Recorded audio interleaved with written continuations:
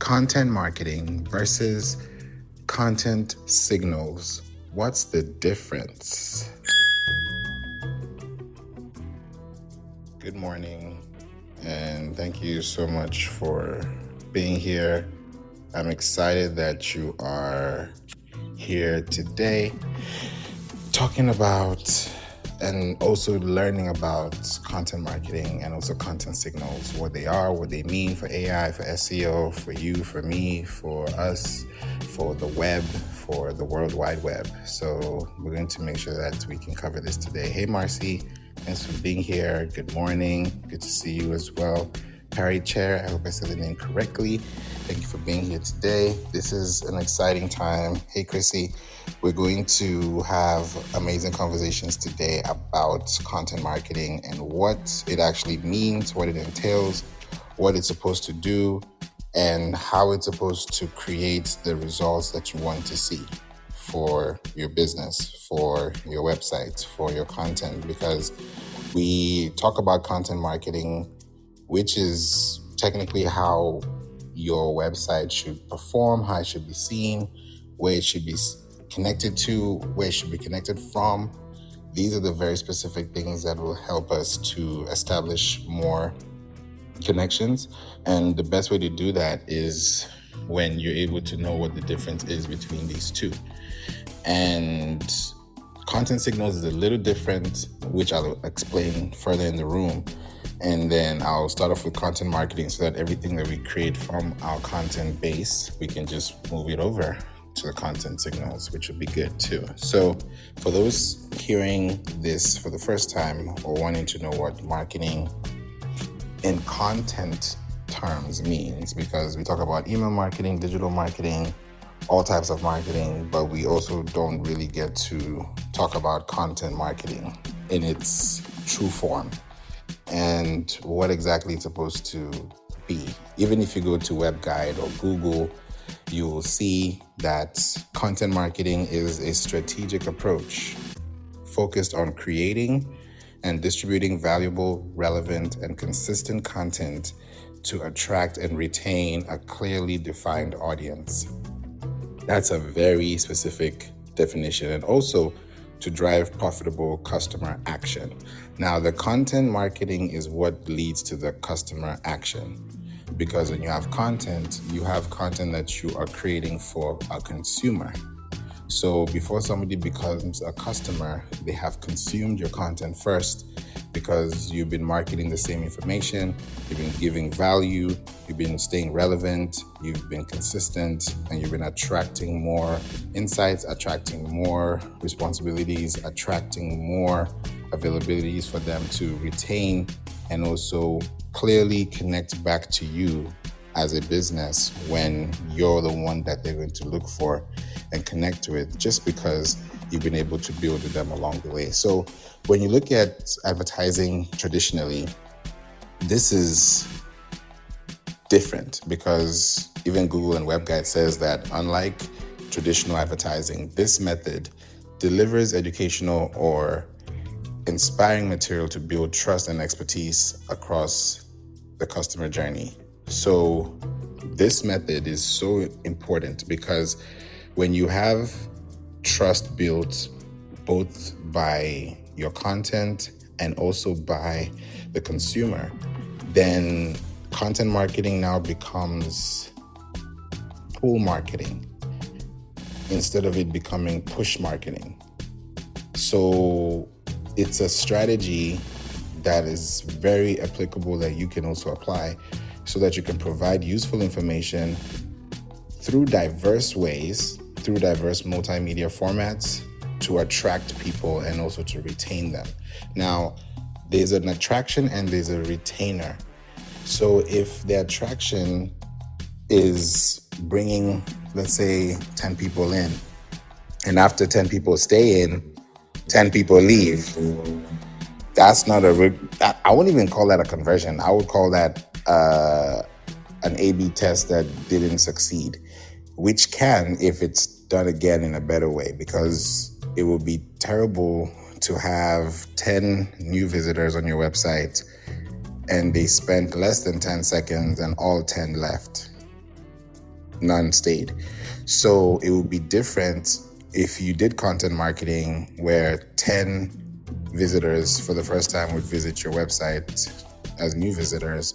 And out of the 10, even though they spend 10 seconds each, at least you were able to have one person leave their contact information with you after 10 seconds.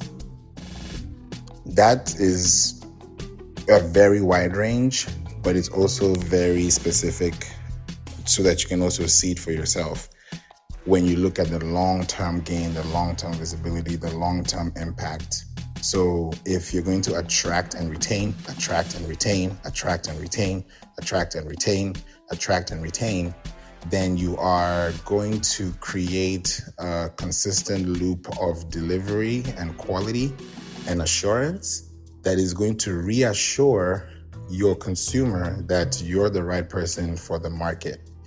You're the right person in the market, and you have the right marketing insights that will allow somebody to move from point A to B. Welcome, Johnny. Welcome, Christoph. So you're looking at your business as how do you retain and also attract the people you retain? Because the more people you're able to attract, the more people you can be able to retain. Why does this happen? Because you have people who are staying and telling other people about you, which is attracting more people through you or through somebody else. So if you're getting referrals, if you're getting contacts, if you're getting connections, content marketing should lead to leads.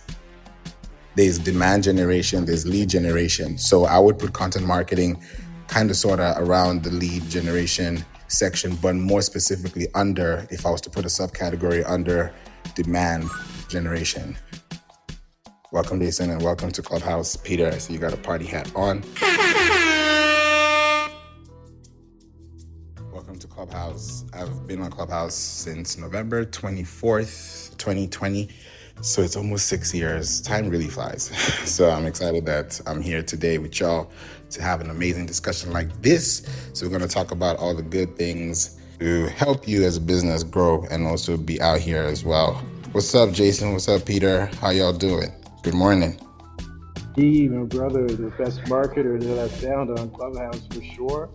You know, I've learned so much from you, and this is an interesting topic because I started marketing back in 1996 with my first web design company, and then I got a job at Microsoft marketing one of their websites, their anti-piracy marketing website in 1998, 1999. So I'm an expert in intellectual property, but not as much of an expert in marketing as you, even though I've got like over 2 decades of experience. You have more, and you're hardcore, brother, hardcore on the marketing. You're the marketing expert I learned from to make sure I stay current. So I'm interested in hearing about this because I teach 7 steps and to entrepreneurship millions, but for the 7 steps to social media marketing, I defer to you. So I'm interested in hearing about this. Let's go. Let's go. Thank you so much for being here, man. It's exciting. We're definitely going to have a breakfast, a good conversation, something that's going to, keep it going. This is a worldwide app, so thank you all for being here. I'm based in Houston, Texas, and I'm excited to share this with you. I said I'm going to do this in the morning because I'm usually here in the evening, and sometimes it's late for some other locations. But if you want to stay in contact with me, the best way is to reach me through here. Click on my face. On the right, you'll see the top 3 dots. You'll see the ellipsis. Turn on the notification settings to always, so when I'm here, you can connect with me here on the app and also listen to replays we have available. If you want to have a more, I can say, exclusive and more private, more customized way of connecting, then definitely reach out to me on LinkedIn, and also click the link above where you'll see all the links, including the newsletter where we connect with between 8,000 to 10,000 people in between both LinkedIn and email communication. So I was actually on a call with someone on LinkedIn, or someone that works at LinkedIn, early this morning. So it's very exciting. Very, very super exciting. I'm close to 20,000 connections now, followers on LinkedIn. So it's running fast, and I'm excited to share so much with y'all. And I also have a podcast. If you don't know, my podcast is called We Don't Play, which is at wedon'tplaypodcast.com. Click the link above to get all the information there. Subscribe, listen in, and get to know all the episodes. We have over 660 episodes, and it's closing on 700 episodes very fast. So I'm excited to be here with y'all and share this information so that you can learn how to use content marketing as a business and do it in a really good way. And what would you know the difference is between content marketing and also content signal. So we'll cover that today. What's up, Peter? Welcome to Clubhouse. We love to hear from you, man. Yeah, I'm good. Morning. Yeah, this is my home time. But I know your time is morning. Morning. Yeah, good. Is in fact, it's good to be here. Nice to be here. But the topic is so interesting, and I think that's the one of the things that pushed me to join the room. So listening to you, it sounds so experienced. You sound like a great mentor, a great someone who can lead somebody into something profitable. So I'm really happy to be here. Okay, so we can kick off into the discussion. Nice. Thank you, Peter. Appreciate you for being here, and I'm glad that you're here to share the space with us, and also finding the platform and finding the room too. So when conversations like this happen and it's in the hallway, I'm glad that people can find it, connect, and listen in, and always take note, because there are a lot of things that I say in the room that I may never say again, so you have to listen to it in the room to find it. And I usually have no script whenever we have this room, so you never hear pages flipping. This is all conversation. So I'm excited to be here with you guys today and share the experiences I've had, and also listen to you, because I'm able to learn from you as well. So thank you for being here, Peter. Pierre, what's going down? Good morning. What you got for us? Good morning. I am here ready to participate, as I am also trying to work on last minute workshop. I have a workshop coming up next week in California for the Marketing Analytics Summit. So I'm trying to do like the last minute tweaks and what have you, and also awaiting for this may be a little bit too personal, new eyeglasses. So I'm hoping that between the two of these, I'll have both in hand. But in the meantime, I'm here to contribute a lot in terms of analytics, right, related to content, and a lot of my experience also for writing as well too. I hope I can help bring some things to the room that will be a contribution to the discussion. Thank you so much, Pierre. Excited to be here with you guys, and I see you, Jamie, Cameron, Kwan, Prakash, Sheely, Dr. Hussein, Maria, Suja, Pravanch, Osama, BYD, William, and Omari. Thank you for being here, and I'm excited that you guys are here listening. And if you have any questions, please just raise your hand or put in the chat, interrupt me. Let me know you have a question, because sometimes you may have a question and you might forget it. Go ahead, I Jason. just appreciate, hey, Pierre, what's up, brother? I hope the thing goes well. I also have to get my eyes updated and checked because contacts are getting kind of thing. So I know what you're going through, and I hope that goes well and that your thing goes well. I know you're the analytics guy and you do your marketing well, because I know you're the analytics guy. So big up to that. I like the fact that now through Clubhouse, we've gotten to know people, because I'm in the rooms with Pierre on some of the startup entrepreneurship rooms, and he always contributes well, and I learn a lot from him as well in terms of analytics. He's the analytics expert. So I appreciate this. And Peter, I'm just meeting you. It seems like does that mean it's your anniversary? I'm not sure. But anyway, we can go ahead. We're joining Clubhouse. The party hat. You're new. Yeah. Welcome. You're new. Well, welcome. Look, Clubhouse is the hottest. Look, I've been on the internet way back since Yahoo and America Online and Black Planet back in the day, since 1999, after my Microsoft Canada work term. So Clubhouse is like the modern day radio, and Favour's the SEO expert. He's the online marketing expert. He's the website design expert, social media expert, and Pierre is the analytics expert. So I'm just kind of overall, I say who the expert is. look, I'm the Dream Decade Challenge. They started ranking everybody, and I rank Favour as #1 marketing guy. And so far, I haven't even met anybody close to analytics expert like Pierre is. So you're in a room with some of the worldwide, and I'm not talking about just like on this app. I'm talking about some of the worldwide experts are on Clubhouse because Clubhouse is the livest thing now. So welcome to the party. Let's go. Let's go.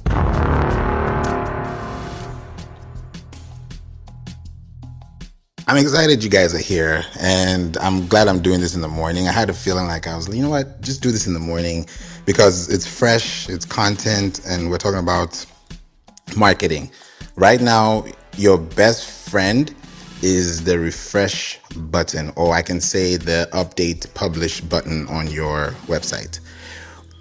Everyone has this. If you have Wix, Squarespace, WordPress, Shopify, you have a website, you can use maybe tilda.cc or go to duda.com. Those are also website builders too. There are others, there's Magento, there's all of them. I've gone through so many CMS platforms, which are content management systems. And I see the same thing across the board. Some of them are a little bit more complex than others. Some of them are small, large enterprise, depending on how you slice it. So with content marketing, there are so many ways of building attraction, and refreshing content is one of the best things you can do for your business. Refreshing your content. If you haven't published any article today, present day, year to date, April 22nd, then you can go and update your last article or the last time you published in April last year and update that for this year. When you do that, you have something called the last modified tag. And this tag is a tag that technically, because I always talk about technical SEO, and these days I like to give you guys the meat and potatoes, because sometimes people will say, oh, it's too much, it's too heavy. I'm like, okay, if I don't say it now and you have a crash, how are you going to figure out what's wrong if you don't understand what's even happening? So I like to give analogies so that if it's complex, I can simplify it, demystify it, and then you can also analyze it and then look at your website and say, am I doing the same thing? Is it looking the same? And you can be the 100% judge on that, because that's for your website as well, for your property, and also for your asset base. So with content, when you update your content, it's going to allow you to have better response time and also a much updated server that can come back to your website to crawl the most updated content. Now, when you have content marketing involved, and we're talking about attaining, attracting, and retaining. Attaining, attracting, and retaining. This is traffic, this is engagement, this is reading time, this is screen time, this is watch time, this is listening time, this is active time, this is passive time. Whatever time you're going to classify it under, there's going to be a specific amount of effort that's going to be made for that person to understand what they're getting out of what they're listening to and what they're hearing, for them to also get back to actually create a solution for what they're experiencing, because everyone has a different experience. Every website is different. You may both have the same WordPress site, but one could be built on Elementor, one could be built on Cornerstone. Two separate types. You could be built on Divi. You could be on any other platform. And there's some that I wouldn't recommend, there's some I would recommend, but at the end of the day, it's a website on WordPress. So even though you're building content, there are going to be some things that will be limiting or unlimited for you when it comes to content. So content marketing is not just keywords, it's not just writing information, it's not just posting online. Yes, it's good to refresh your content, it's good to update your content, because when you update content, you're also updating the server. You're updating the algorithm. You're updating the internet. That, hey, I got an article here. There's an article I remember I was working with a client, and she does home birth and helps. She's a doula, so she helps women as well when it comes to birth. And I learned so much about birth, to the point where I'm learning so much from my clients more than they're learning from me about marketing and SEO. So I did a search, and I was like, let's talk about what the internet knows about this specific searches that we wanted her to rank on. This was years ago. And we realized the article that Google was showing as the top result was an article that was published first in 2003. I showed her the numbers. I showed her everything. She was like, what? I said, yeah, this means that Google has only so limited information because not everyone talks about this topic. It's very niche and it's also not discussed on social media as much, talk less of the search index. So someone's going to talk about it maybe in maybe let's say a Google Scholar page or PDF, or let's say university talks about it. It's a research paper. Like these are topics that are very, very specific, right? It's not just, oh, marketing tips or AI tools. It's completely different. So we had to really sit down and ask ourselves, okay, if you want to connect with clients and be in an operational system where people nationally can see you, regionally can find you, or locally can access you online or in person, then you also have to create content that allows them to find you, even to the point where Google helps them find you. So how does Google help you as a business owner find your client? That's usually the question. The answer to that question is when you look at your website and you create content, ask yourself, first of all, is this content something I would read, that I would actually enjoy? Is this content that is enough for me to understand? Is it legible? Is it readable?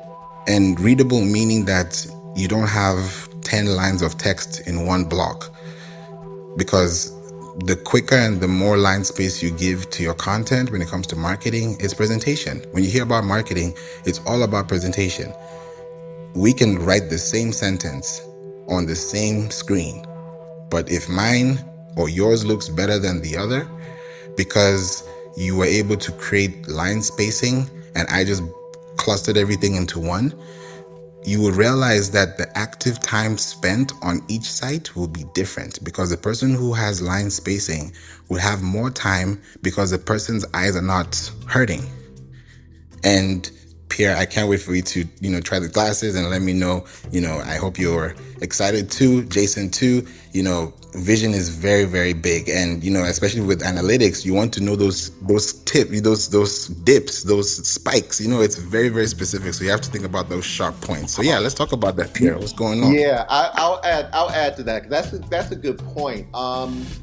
There is a little bit of there's always been this debate about how people read online, and I think what most people are going to tell you is that they tend to skim rather than a deep reading. In fact, it makes a good argument for having an actual book for a lot of things, or printed material. But what you want to do is, I'll give one real good share that I got from an editor years ago that helped me out.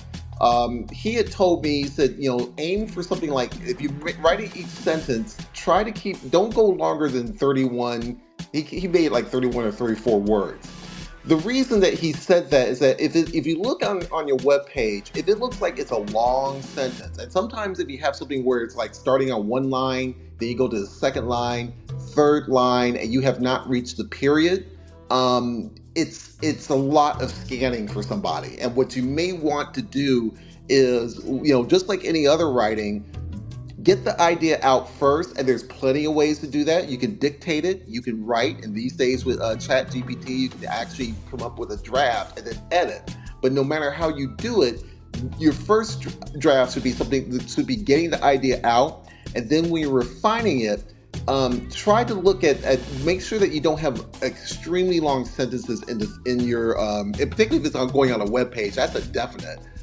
Because what you're doing is giving people too much to scan for when they read. They usually are looking for shorter sentences, and it doesn't mean you gotta be like 2 or 3 words or something like that. But roughly about 30. The bogey is like 31 to 34 words. At that point, given like a font size of, let's say, like 14 or 15 or 16, even if you do it in Word, you'll see that you'll kind of end up with, if you go longer than that, you end up with 4 lines, and it kind of just looks a little long.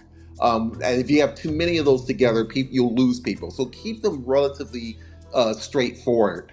But focus first on making the draft and then turning around and doing the edits there. That, just like you do for any other writing, that's the biggest piece you can do. Back to you, Favour. Thank you, Pierre. It's so big that you mentioned that with skimming, because that's what people mostly do. They don't read. And if you think about it, if you, let's say, jumble up words or scrabble words and you tell someone to read those words, they will understand what those words are saying and what it means. Even if you put the E before the H and it's supposed to be it's going to be read that same way. So someone's going to read it and they'll be like, okay, got it. I understand what this means. And it's easy for someone to apply that. It's different when somebody's trying to apply the same thing and they don't understand it because they can't comprehend it. So that comprehension is a big deal, because even when you're reading it, can a 5-year-old understand it? Is it 5th grade English? Is it understandable? Can someone read it? Because the more technical terms and the more information you put there that someone has to Google or has to ask ChatGPT or Perplexity to understand what this is, or go to the dictionary or the thesaurus, then that's going to add more time to their research, which they didn't have. So the best way for you to keep that's why content marketing is about attaining. First of all, what are you attaining? You're attaining knowledge, insights, you're attaining information, you're attaining data, you're attaining, I can say, problem solution frameworks, you're attaining insights that allow you to know, okay, what's my goal here? What's the foresight looking like? And where are we supposed to be by this time next week, by this time next month, by this time next year? And SEO is one of the most underrated yet still highly discussed topics in today's market. SEO. People say, is SEO dead? Is SEO working? Is SEO relevant? Yet SEO is things that you do consistently. Your email is SEO. Your email title is SEO. Your subject line is SEO. Your reviews are SEO. What else is not SEO? I mean, tell me. Favor, the signboard on the post. Favor, maybe you can contribute to this. This is what I have to contribute in terms of people understanding what you're communicating. Because I studied adult education, so I help people generally can only remember up to 5 things at a time. So what I try to do is organize my content, and maybe you can comment on how to, organize content as a part of this. Because what I try to do is simplify things for people and use repetition. So generally, it's called putting things together in frameworks. And Russell Brunson talks about this too. They taught us this in adult education and education. So I group my things into frameworks. So I have 7 that my education is in frameworks, so people will see them come up. So like I can give as an example, I have a framework for success that's based life success as a life strategist and a minister. I teach 7 biblical principles for success in life that won me 7 scholarships and enabled me to retire at 45 with $1 million sale, with the world's first 25-year legacy life strategy book course complete and scholarship program built. Now that's a lot. So what I do is I use the pictures, I'll show the book course, and I call it Freedom 45. And I'm always repeating that, Freedom 45. So I tag Freedom 45, spelled P-H-R-E-E. So that's my brand, Freedom 45, Freedom 45. Always repeating that. And I tag that, it's a unique tag, because these have the Freedom 55. I retired at 45 in Antigua with that legacy program, planning program. And then I say, okay, 5 steps of freedom, and that's smaller. 5 steps of freedom from emotional abuse and misuse. And then I say what the 5 steps are. And I always talk about 5 steps of freedom from emotional abuse and misuse. Separate from abusers and users. Love yourself, set boundaries, invest in eagles people above you that love you, and soar and live your God-given dreams. And I teach that as president of Dream Livers Club, Inc. And then I say 7 steps to entrepreneurship millions. And I teach the first step is doing your career plan. I did that after Bill Gates came and talked to us when I was 22, and I retired at 45, 23 years later. And because I use repetition and I group all of my content and my education into these frameworks that I have videos and songs for, eventually, over a decade, people get it. This is what I contribute to the world. And then I'll defer to you for marketing, because I have 7 steps to social media success, but I learned from you because you're more expert in the marketing area. What do you think about grouping your content into frameworks and then always using the tags, so eventually people know your thing, like I gave you the example of Freedom 45? Great question, Jason. That's dope. That's super dope. I love that you actually based it this way, because I also think about it from the area of, like you said, structure. Websites need structure, and most websites don't have structure. And structure is not you have a homepage, an about page, or a contact page, or a form. That is supposed to happen. That should be happening. Uh, it shouldn't be an option. It should be mandatory. It should be essential, because that's what you're going to need to have those conversations with people that are reading online. The structure comes from your technical foundation. Do you have normal pages? Do you have duplicate pages? Do you have broken links? Do you have backlinks? Would they be toxic or non-toxic? What is their spam score? Are you showing up on the search results? Do you have robots files? Do you have sitemaps that are generating and also being updated frequently? Do you have these things that I'm asking all into your framework? And if the answer is no for one of them, then there needs to be a big, I can say, workflow that should be done in a way that is sequential, so that it doesn't feel like it's overwhelming. Because all the questions I was asking prior are all based on how your website is set up. You can have a WordPress website generating traffic, but Cloud has no idea that you have a website. Yandex has no idea you have a website. Bing has no idea you have a website. Naver, Ecosia, these are website search engines that are out there, that either you're gonna happen to be there because you're on a larger search engine, so it's parsed through, or you're automatically gonna be there based on how it's showing up, or you're manually there based on how you set it up. So if you're creating content and you want to focus on marketing, then the marketing piece of the content is in the conversations you have outside the content. And that means you're sending emails to the same content. You're publishing content to social media. You're talking about it on a podcast. You're referencing it live. You're on a stage talking about it. These are things that happen consistently. So now, Jason, when you asked about the grouping, definitely when I look at articles or just content in general on a website, because this is where it would apply to the most, because this is where you're also able to curate your content through, is categories and tags. Categories and tags.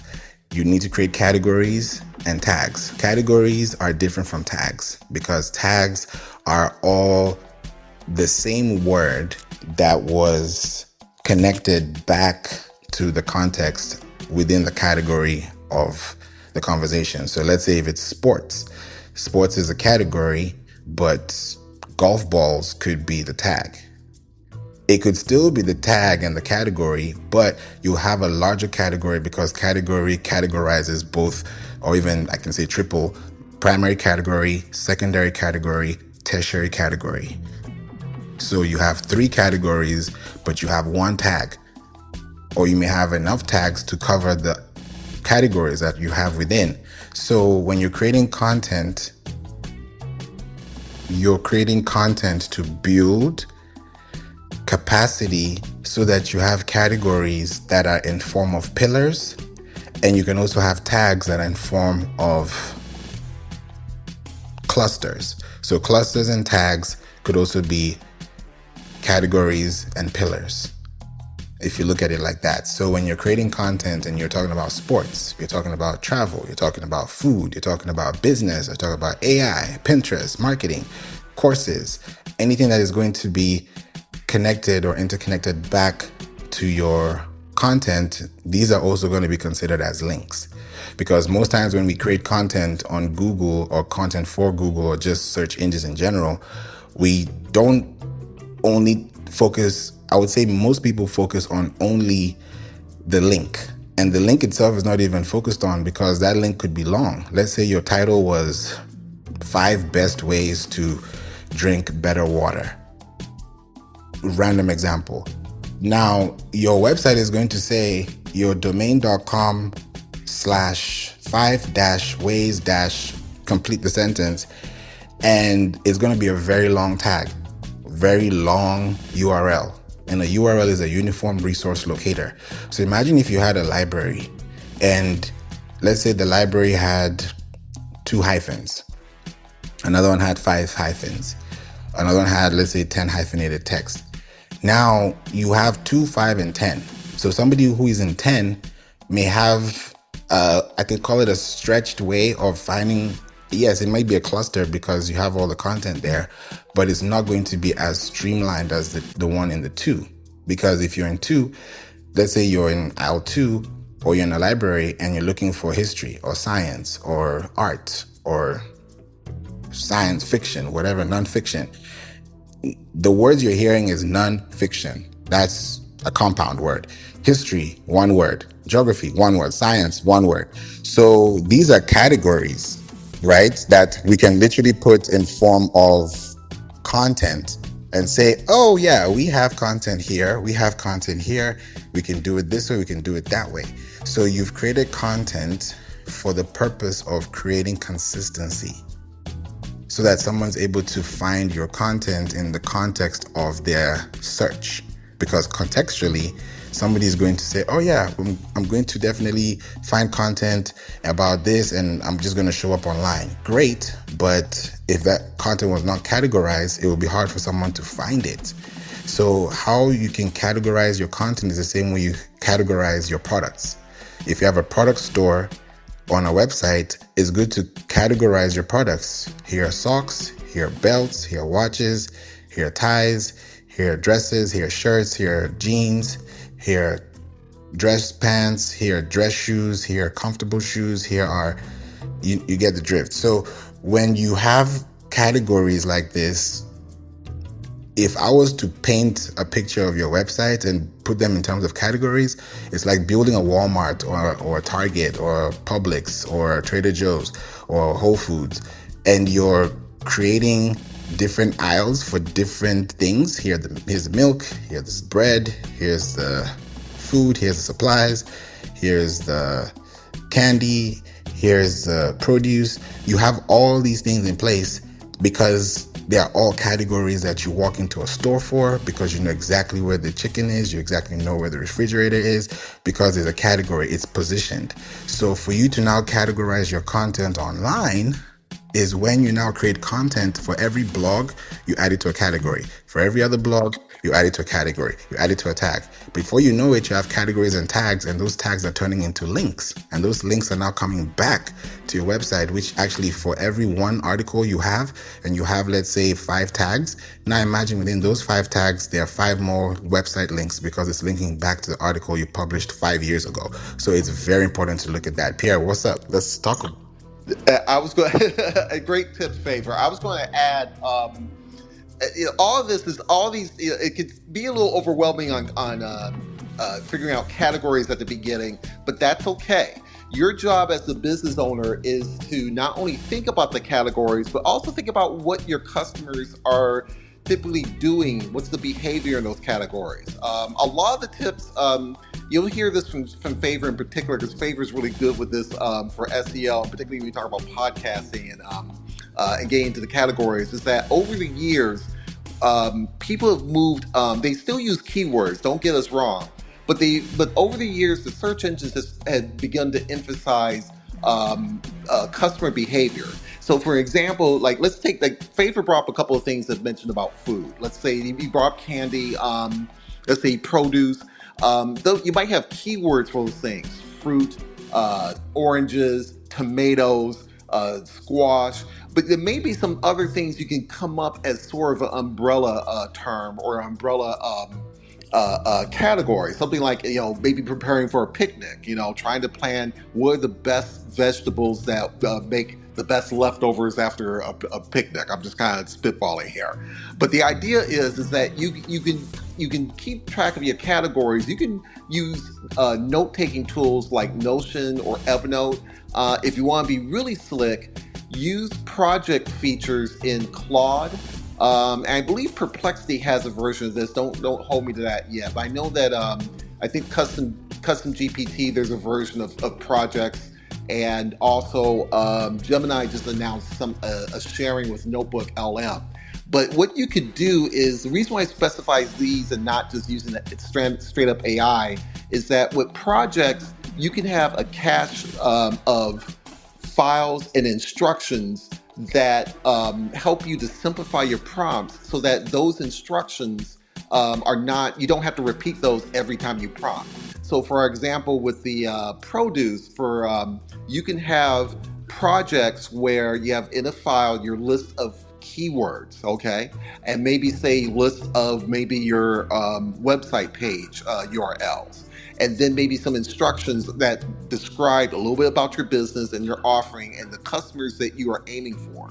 And then when you put those in a project file, and Claude is just a simple text in there. And you can upload the keywords and upload the URL documents. You can do it as a PDF or a Word doc. But once you've done that, you can then go back to the project main window and type in your question of, name a couple of topics that would be great for our business blog based on our keywords. We're trying to find some, and Claude can come up with some ideas for you initially that you could play off of. But the purpose of this with SEO, if you listen to a lot of things that Favour is saying, a lot of things I'm saying, and Jason's bringing up, these are elements that you do, and they're things that you're doing repeatedly to build a not only just build the audience, but also build the topic around what your product or service is designed to do, what your business is designed to do. So you want to have, if you're not sure about categories at the beginning, definitely at least develop some notes around the way. And as you do the SEO or have someone do the SEO within your team, definitely use those as a guidance for updating. Favour, I'll throw it back to you here. So I hope that helps. That helps a great ton. Thank you. Thank you so much for that, Pierre. It's amazing that we underrate these types of activities or tools or strategies that we can actually turn our keywords into categories, and we don't even understand or know why. Whenever I look at keywords, I look at them as seeds, like seeds in the ground. I can turn this keyword into a hashtag. I can turn this keyword into a link. I can turn it into a URL. I can turn it into a heading. I can turn it into a title, maybe a subtitle, or maybe I could turn that into a URL that would be in form of a JPEG because the file name of that extension is linking back to that same keyword. So I've literally coined this keyword in a way that head and tail are interconnected because now someone can actually identify this as a unit or as a category, because all these categories that we're creating are all links. Anytime you create a category on your website, just know you've created a link on your web page, or you've added a new web page to your website. Just know that, because whenever you have a category, if it's your website.com/category/food, then in that food category, all the articles that you have published are going to be under that link. And that link in itself is an active link that is indexed on Google. It's indexed on Bing. It's indexed on Yandex, DuckDuckGo, Yahoo.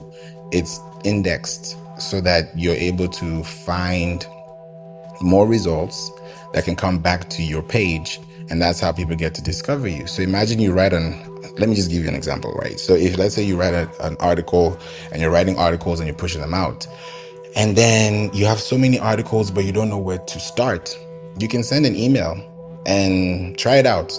I love giving you guys actionable tips because it works. And if it doesn't work, try it again, because not everything works for everyone either. But it's going to work if it's your affinity and if it works for you. Try this out. Send an email to your list and categorize your blogs. So if you have, let's say you talk about food, and let's say if it's food, you talk about seafood, talk about Mediterranean food, you talk about African food, you talk about maybe world cuisines, whatever it is that you want to put together, you put them all into different categories by tagging them, because it's different between tags and categories. Categories, you're checking the boxes or you're creating the links for them. On the tags, those tags are just mentioning, oh, okay, maybe you mentioned someone's name, or you mentioned the name of a business, or you cited somebody's information, or you wanted to reference a podcast. whatever it is that you want to tag is going to tag as a caption within your context of your web page. So if you look at an Instagram page, for example, you have a caption and then you have hashtags, even though they say hashtags are not important, right? But just to give you the context of that, when you have a hashtag on social media, any social media platform, that hashtag, when you click it, it takes you to a cluster of other types of content like that hashtag. So if you take that same application or that same visual and then push that into your website, anytime you tag the same name, then anytime someone finds your content, your category feed will look different from your tag feed. So when you have those two different types of feeds, and within those feeds, you send an email and you say, if you want to learn about sports, click here. Don't say click here, but I'm just giving you an example, make it more creative and more call to action friendly. If you want to learn about food, click here. If you want to learn about sports, click here. If you want to learn about science, click here. So by the time somebody has seen food, they've seen science, they've seen sports. Let's say you said food twice, but maybe one said food, and in brackets you could put cuisines, the other one says food, and the other one will say recipes. Now, those are two different subcategories. Now, that content marketing is what you're sending through email, because the reason why you're marketing in the first place is because you're sending information. You're transmitting signals. You can't be saying you're marketing and no one's listening or no one's receiving information. Marketing is a two-way street. So if you're marketing, there has to be someone that's interested to receive the information and apply it. If they need to get a free quote, if they need to consult, if they need to download the PDF, if they need to download the report, anything that's going to help them get to the next step successfully with your help, then it requires that step to take place for you to actually see the results in the steps that you've taken, because you can't see results without taking steps. So the content marketing piece of it is going to be big, because when you now have an article, you have a cluster of articles, you have pillars of articles, and you've now created categories, and you have, let's say, 3 top categories, and you send an email and each of those categories are highlighted, and then they click on those links. Those links will take them to your website.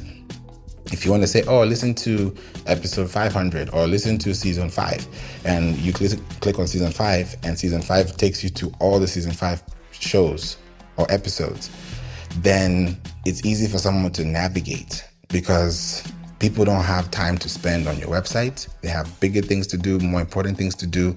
And when they're putting you in mind and spending time on your website, then your website has to also be a priority to them, because the time that they spend is dependent on how the experience they have is with you. So if the links are working, if your pages are active, if they're responsive, especially if people are coming to your website for the first time and they're leaving their contact information with you, it changes a lot. I was talking about this yesterday, and I want to say this again today. There's a statistic that was done, a study that was done, research that was done, and the research is that websites that blog more, that produce more content, have over 434% more index pages than websites that don't. Just think about that. Because you have a blog, you have an extension. Most websites stop at the contact page or at the something page, but it's no longer anything outside those 4 walls or those 4 website pages or those web links. So you may have a contact, about, services, let's say who we are, what we do, contacts, something. And then you have maybe, let's say, 5 or 8 tabs, but that's all it is. Now, if I was to scan your website would have, I'm sure it will have less than 1 megabyte in size, because you can still download a website in HTML. If you really think about it, you can download a website right now, go to File, you can download, export a page, and to give you the size. So the size of that PDF that you exported as a HTML file or through your whole page is the size of your website or the size of that specific page, because however long that page has to scroll, that's the size.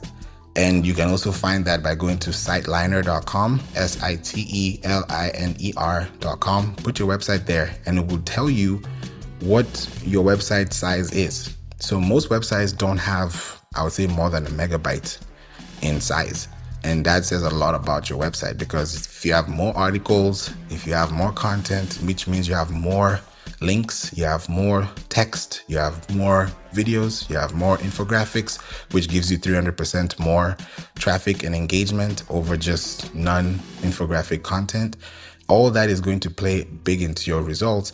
And you know what that creates? It creates leads for you, inbound leads, because people are finding your content just because they're searching for it on the web. And when they now get those leads are now nurtured into the community. That's what Canva did, right? Canva is great.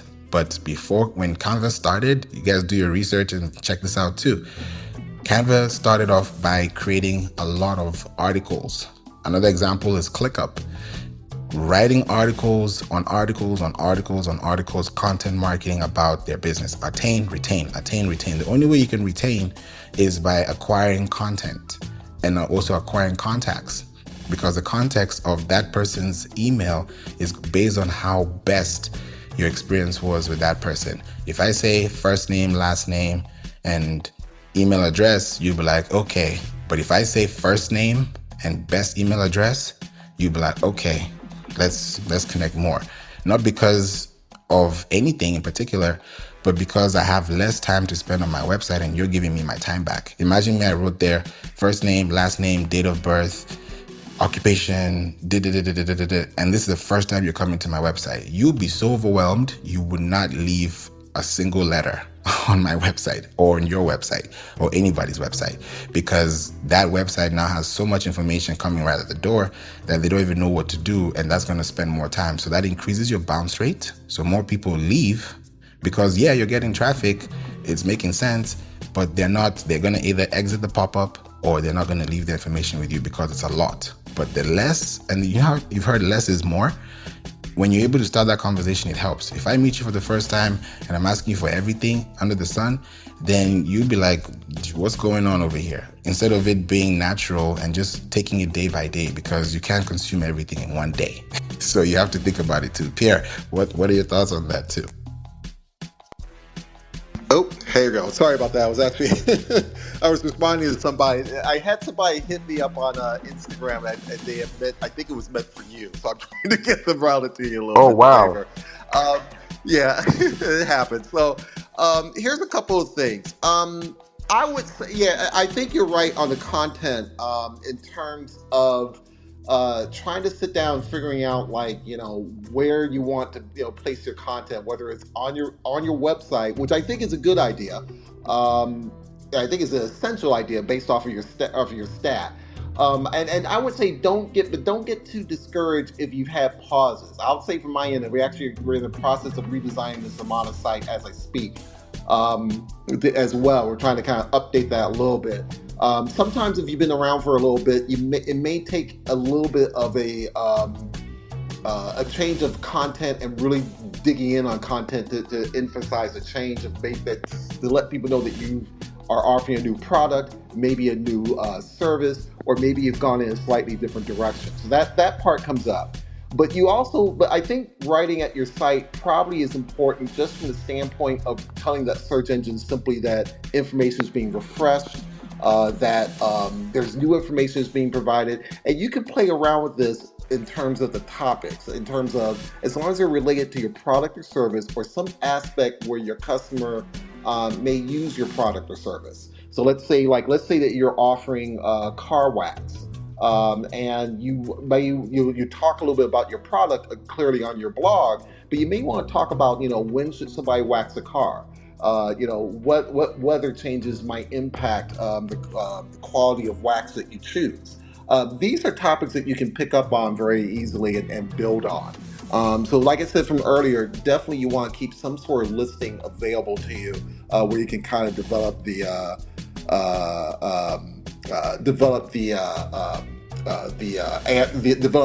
content that you want to put together. And I'm going to yield here because I know you got two people here on stage and may have a question. So I'm going to yield right now. Thank you, Pierre. Definitely, it's important. The season, the timing is so big. When you think about the timing and you're writing content for future purposes, it makes more value and sense over time because you're actually operating from a standpoint of tomorrow and not today. You know, when we plant seeds in the ground, when we're planting whatever we're planting, we know that that plant is going to, or I can say that seed is going to turn into a tree after a certain amount of time of maturity. So if you have that same mentality, knowing that, okay, this article may not be the article of the day today, but one day it's going to be the article that everyone's going to come to because I've put in the right information that people can find. And I'm actually connecting with people to the point where I'm actually attracting them to stay, because content marketing is pull marketing. It's not push marketing. Push marketing is buy now, 50% off. Oh yeah, get this, get that. Do this, do that. That's push, push, push, push, push, because you're getting loaded with, or bombarded with emails or with ads or with things that are just in your face at the same time, and you're trying to concentrate on other things. That's push marketing. And then you decide, okay, do I want to do this or not? Pull marketing is, do I have time to do I have energy to pull this? Because you need energy to pull something, and that energy requires time. So that time is going to take to pull the strings or pull connections or build trust signals, which we're going to talk about content signals very soon, is going to change everything, because now your marketing is positioned for engagement and not just because you want to rank on Google because it's fun or because it's nice. You're helping people. You're actually solving problems, and you're doing it in a way that can connect the dots. So I'll show you how we can turn those main context into actually call to action buttons that can help you longer. So thank you so much for that, Pierre. Butter and Atlas, thank you for being here. Butter, we'd love to hear from you. Any questions? Thanks for being. It's been a while. What's going on? Been busy trying to create, create, and I appreciate you guys, showing up and giving us this intel, as we, meet these different challenges as business folk and people creating apps as I am, and all the things. So yeah, happy to be here. And yes, Pierre, it's me in your back channel. And it wasn't by accident. so, um, so yeah, I mean, for a person who wants to create learning tools, uh, because I'm trying to actually help founders and small businesses understand the importance of the marketing piece, even if they are in a niche market, if they're doing like an online store, what have you, to get to know their customers in a more personable way through, and I think it, and correct me if I'm wrong, the use of segmentation is making is growing again. I know they used to use it in the old days quite a bit, but segmentation has become more important even in this digital space, and finding ways to, as Pierre had mentioned and you had mentioned, kind of doing a deeper dive into the motivations and habits of consumers.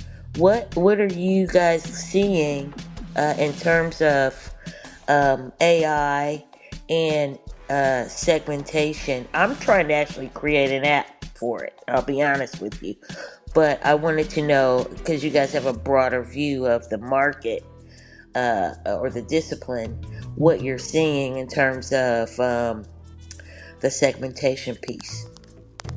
Great question, Butter. Pierre, do you want to go first before I go? Give me about 2 seconds. I'm gonna let you go first. Segmentation is very huge, especially with email marketing too. And most times when people also put a pop-up on their website, having preferences is important, because you can't just put first name, best email. That's great too. That will get you through the door. That could work if somebody's interested, but someone will be more interested if they see the preferences that are available. One random example could be, how would you like your emails to be received? Daily, weekly, monthly, annually?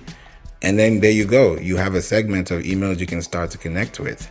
That just off the bat You already know exactly what you're about to do next. So that structure allows someone to connect with you. You may not have to do it exactly that way. You may do it in an email, in a poll, in a survey. I mean, there are no rules in marketing. So you can try it out. If it doesn't work, you try something else. If it works, great. If it doesn't, then try something else. So that way you're learning the process and understanding the flow so that people also know how to connect with you.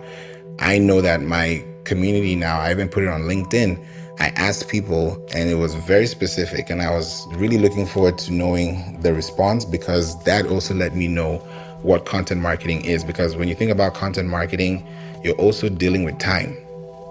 Time is a big factor in content marketing, because the time they're spending, the time it takes to rank, the time it takes to show up online, the time it takes to mature, the time it takes to learn the APIs and everything is important. I have an article, not an article, a poll, and I'll put the poll in the chat. It's a LinkedIn post, and it was very simple, very easy to go through, and it was also very interesting to see the results that came up. And I'll share this with you. Boom. All right, put the link in the chat. That's it. So that's the link. You'll see it on LinkedIn. And the question was very simple. The question is, what best fits your wake up or sleep schedule? Are you the kind of person that wakes up early, sleeps late, wake up early, sleep early, wake up late, sleep late, or wake up late, sleep early? And I got about, how many votes? There were about 76 votes, and there are about 5 days left. This is organic.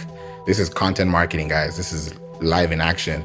I created a poll on LinkedIn, and I didn't have a hashtag. I didn't have a keywords or SEO or anything. All I did was brackets, poll, question, emoji, 4 options, post.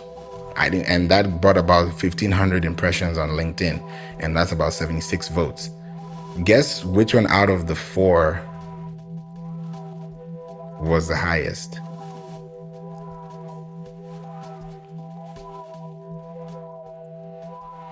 Anyone can go. You can put in the chat. The options were wake up early, sleep late, wake up early, sleep early, wake up late, sleep late, or wake up late, sleep early.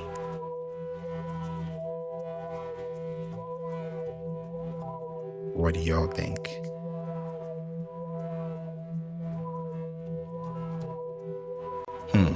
It's quiet. So it's not a trick question, but it's something that if you click on the link, you will see it. And I'll tell you, it's wake up early, sleep early. So wake up early, sleep late had 29% or has 29%. Wake up early, sleep early has 49%. Wake up late, sleep late has 17%. And wake up late, sleep early has 5%. So this tells me that my community, at least with the sample that I have, that is very small sample, tiny sample, but it's enough for me to know how to use that as an example for the rest of my content, knowing that people wake up early and they sleep early. So if I post content or if I send an email after a certain amount of time, then does that work? It's always subjective. I have to match that with my email or with your email. If you send emails, you'll be able to see all time. If you've sent emails across the 24-hour clock, then you're able to now know when's a better time to send emails because it's tracking. Match that with what you get on social media, and you say, okay, email will get it, late night, and social media will get it in the morning. Now you're creating a content marketing workflow that allows you to be able to segment your content, not only within your emails, but also within your subsets, whether it's your categories, your blogs, your podcasts. You're able to have those things consistently. And that way people can get to know you better and also have a deeper understanding of why they're there, because everyone's in your email list for a reason. Maybe to learn, to understand, to grow, to refer, to work with you, to build with you, to partner with you. You just don't know. But if you're able to now categorize it in a way that you even know who's active and who's not active within the last 365 days, within the last 90 days, then it's going to be easier for you to know how to communicate with them, because now that also tells into how your urgency and your timing applies when it comes to content marketing. So yeah, definitely better with segmenting, it's something that is big and actually even increases your open rates, your click-through rates, and your click rates, because there's a difference between your click rate and a click-through rate. So those three open up so much, because now you have more context to give, and there are more people who are receiving it because they're receiving it at the time that they want it and at the season that they're in need of it. So we'd love to hear your thoughts on that, Pierre. Yeah, and I'll add on to that. I think the other, Butter, you mentioned about that, as segmentation is kind of coming back in vogue, and you're kind of right to a certain degree. There's basically there's a couple of things here. If you're trying to develop something, whether it's a product, service, you briefly mentioned a tool. I know you were talking about that also. Part of the segmentation part that's beneficial is getting an audience relevant to what you're trying to do and offer. And sometimes if you're trying to offer something new and it's not quite ready, let's say you're you're still building your tool, but there's still things you need to do to get the tool ready. You can still spend with SEO and with content, you can still spend that time talking about the subjects relevant to that tool in the meantime to help build the audience around it. So that way when that tool is launched, you not only have an audience who's ready to hear your message, but also try your tool out. With software, if you're iterating, you need to have more than just one opinion on that. It's probably going to be several that you need to kind of parse through and get the impressions on what's their customer experience. And with content, content being planned, you can do that. And like I said earlier, there's a lot of different ways that you can plan your topics. The key to it is planning it such in a way that it attracts the audience you need to have, and that's what segmentation sounds a little fancy, but it's really just about speaking to who the audience is, who you think could use the product or service. And you need to have and by that, it shouldn't start off with the word anybody who does X. It should be maybe adults of a certain age range, certain income, and then the big thing is look at the behaviors. This goes back to timing that Favour was talking about with content. You're trying to offer something that the customer should keep in mind when they need to do that certain behavior. So, for example, if you're a grocer and you have let's say you get a lot of pumpkins in the midsummer or so, you want to be able to get people to think about maybe coming to your store to purchase those pumpkins. So you write some content about, hey, we got pumpkins coming out. Instead of just going for pumpkin latte spice, which has a lot of sugar and a lot of the and not necessarily it's only real pumpkin up to a point. Why not? You can have a recipe for pumpkin latte spice using the pumpkins and maybe even other spices in your store that your customers can come and purchase. Those sort of things are the things you should be thinking about and building on. And the content doesn't have to be long. 800 to 1,000 words for a small business is a lot. I do writing for CMS Wire as a journalist, and my content is longer than that. But part of the reasoning is that there's a lot of explanation in there. If for commercial purposes for a blog, you want to explain, but I don't think you want to dwell on things that make it into lengthy. If it's a lot of scrolling, you might lose people. But plan your content in such a way where you can talk about these things. And one more quick tip, and I'll give this back to Favour. A lot of times, I know I'm talking about writing.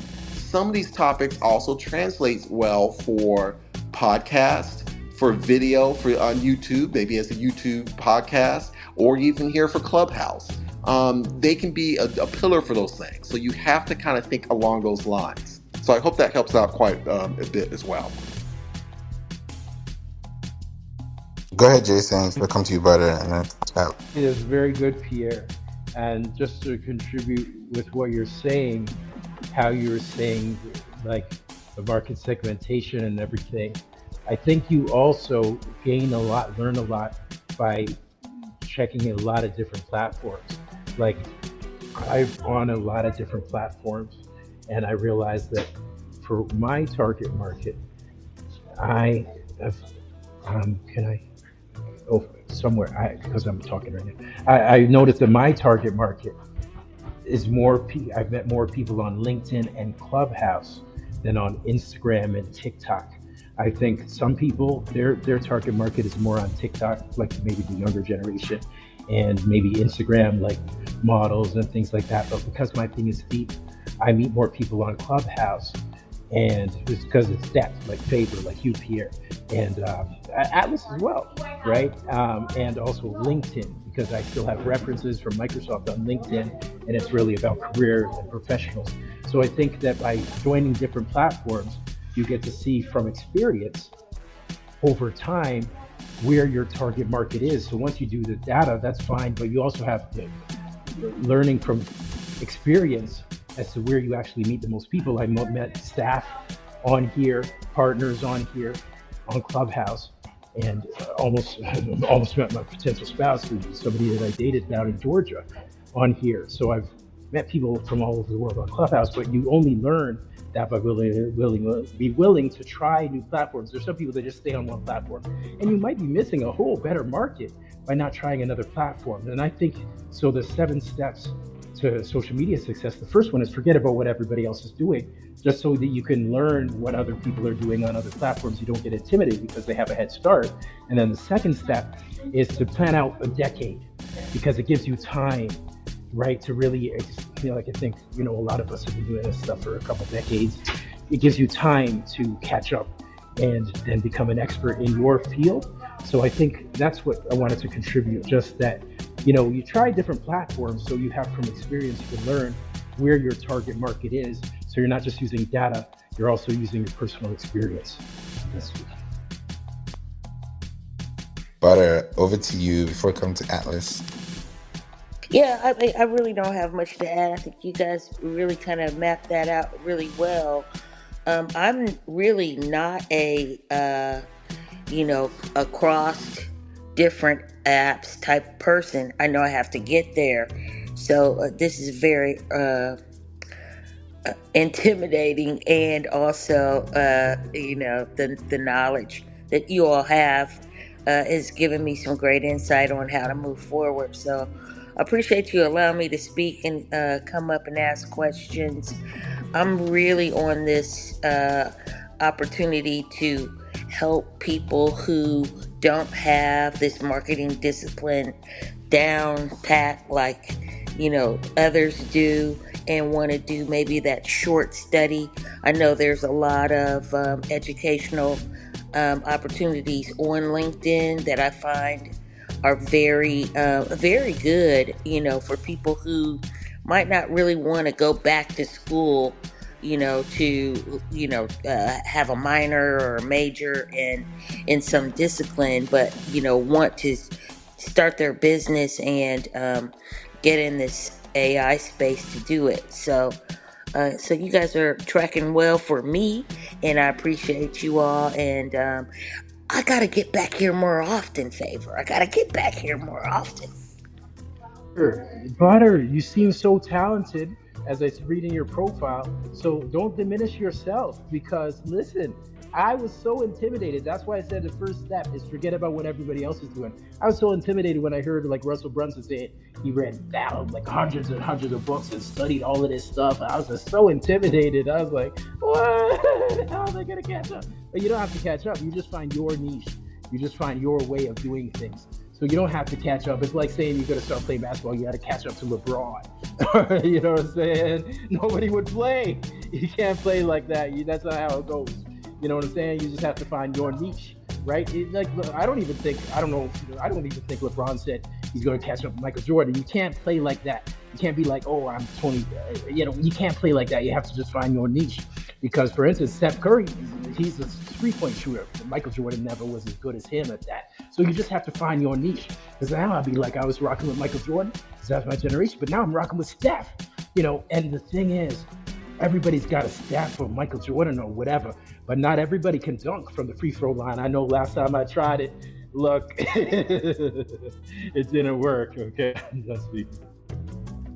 Thank you for that. I really appreciate your confidence, for one, and for two, I do see it as a niche thing that I'm trying to do, but at the same time, It's weird. I've gotten to the point where um, I feel like, social media is so saturated.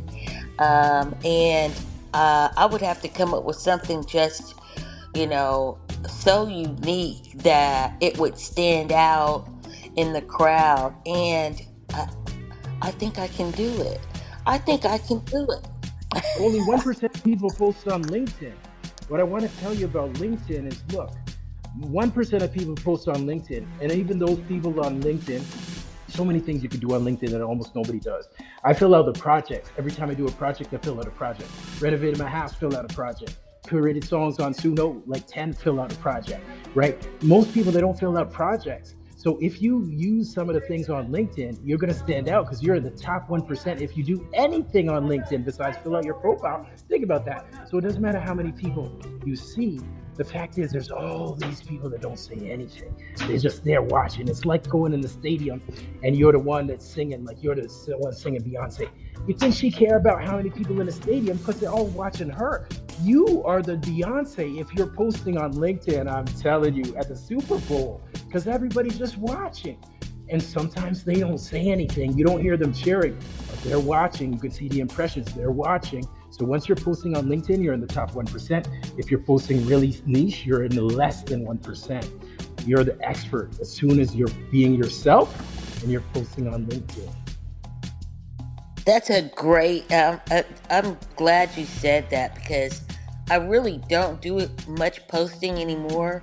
Mostly, I take classes in hopes of trying to really trying to understand, the timing of these classes, how long they are,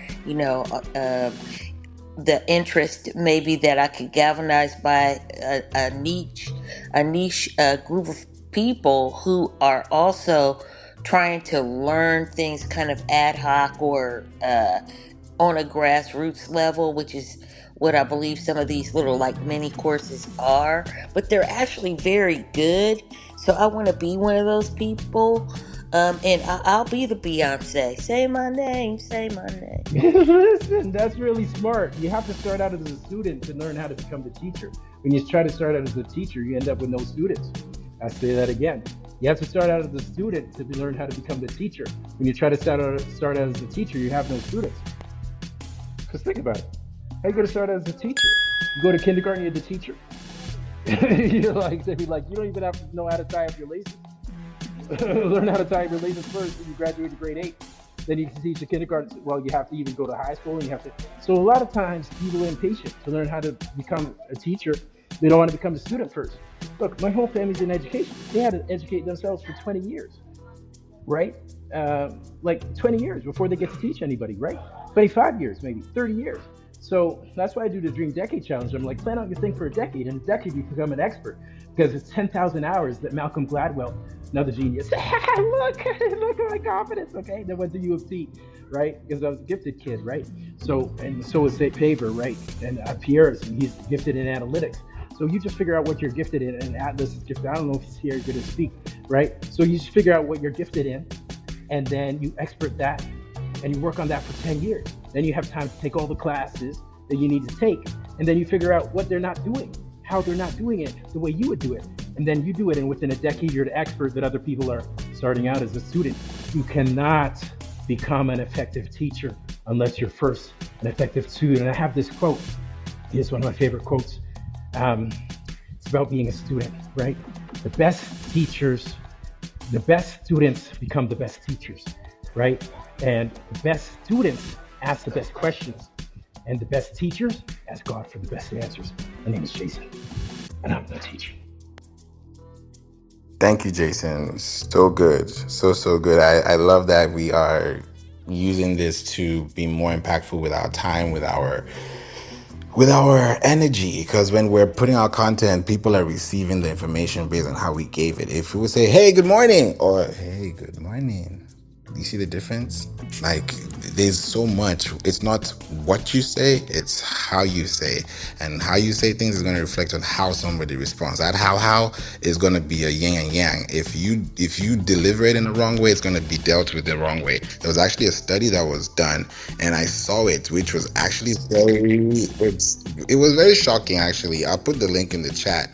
And it said that tone of voice, in fact, let me put in the chat before I even say it so that y'all can check the Instagram post at your time. It says tone of voice is the number one thing couples argue about. There was a survey that was done. There are 20 topics, and tone of voice or attitude is number one, ranging from 18 to 45 plus, all the way up, and it ranged based on tone. So if you imagine that the tone of voice is how people respond back to you, then you'll be cautious with how you actually write, how you speak, how you talk, how you say things, so that when people are responding back to you, it's done in a professional way and it's not done in a salesy way too. Pierre, we'd love to hear from you before we come to Atlas. Sorry about that. I pulled away in a second. You can go to Atlas, actually, because Atlas has been waiting for, I think, to ask some Yeah, I questions. wanted to just make sure we, go to the next point, because I know the next question will take us to the next segment too. So thank you so much, Pierre. Atlas, we'd love to hear from you, man. Thank you for being here. How are you? And if you have a question, contribution, feel free. The floor is yours. Hey, Favour. I will be direct and brief. You mentioned siteliner.com. So I went over there real fast and put in my website. What exactly do you use this information for? Great question. So SiteLiner is basically going to give you your website's one size, power page information, and more importantly, what your website is looking like when it comes to pages and index pages based on the structure of your site. So if you Okay, so let me go shortcut ahead. some of that. I've got about 1,054 pages. A little more than 800 of them are currently indexed. So I'm just trying to understand how to affect it. I mean, I didn't pay for it yet because it stopped scanning. It said it only scans 250 pages for free. So I was like, okay, great. So before I did any of that, I'm like, what does he use this site for? What could I use it for? What is that impact going to look like, et cetera, et cetera, et cetera? Okay, when you did that and you got the 250 at least, because this is something that you don't have to pay for. I don't pay for it myself. I just use this to at least have a base of understanding. There are other tools and other things that I go into, but this is just a good standard surface level to get into. So when you look at your report, at least the top 250 pages that you got, do you see any results based on what is normal? If you have any errors, if you have any common duplicate content, unique content, do you have anything like that? Yeah.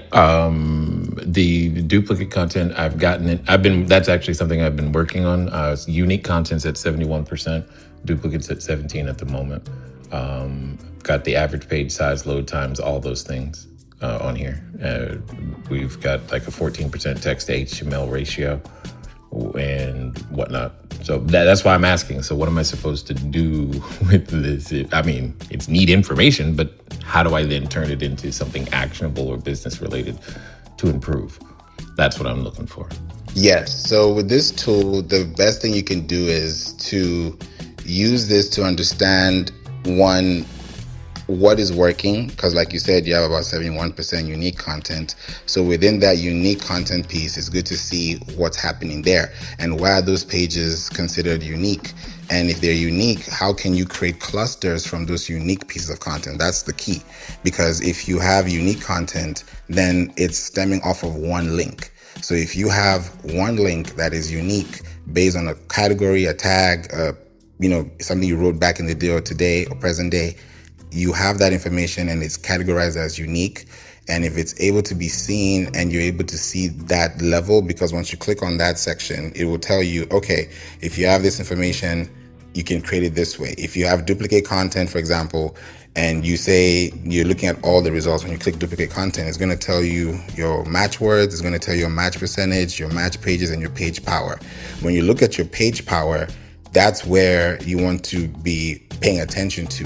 Because what page power is, and even by definition, what they've said it is it indicates how prominently a particular page might appear to search engines that crawl your site.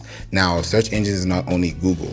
There are other APIs and other NL web, natural language web tools and LLMs that will be able to connect back to your site. So the more links that are pointing to a particular page, other from other pages onto your site, the greater the page power is. So if you have anything there and you're noticing that in your duplicate content you have pages that have a high page power and it's a duplicate piece of content, that means that you may have a dissolved, diluted, or decrawled budget, or a budget that has been decreased in time based on the duplicate content you have. You don't want to have any duplicate content, because when you have duplicate content, it means that one URL is not canonical to the other, and that's going to create a split difference, which is going to also split your content signal too. So it's just a good way to check your metrics. It's not anything to do, oh, if I do this, then I do this, but use that website to also just know if your website is actually active and if it's ready for market based on the structure of what it's showing you on the web. So that's going to give you more of an indexability than just,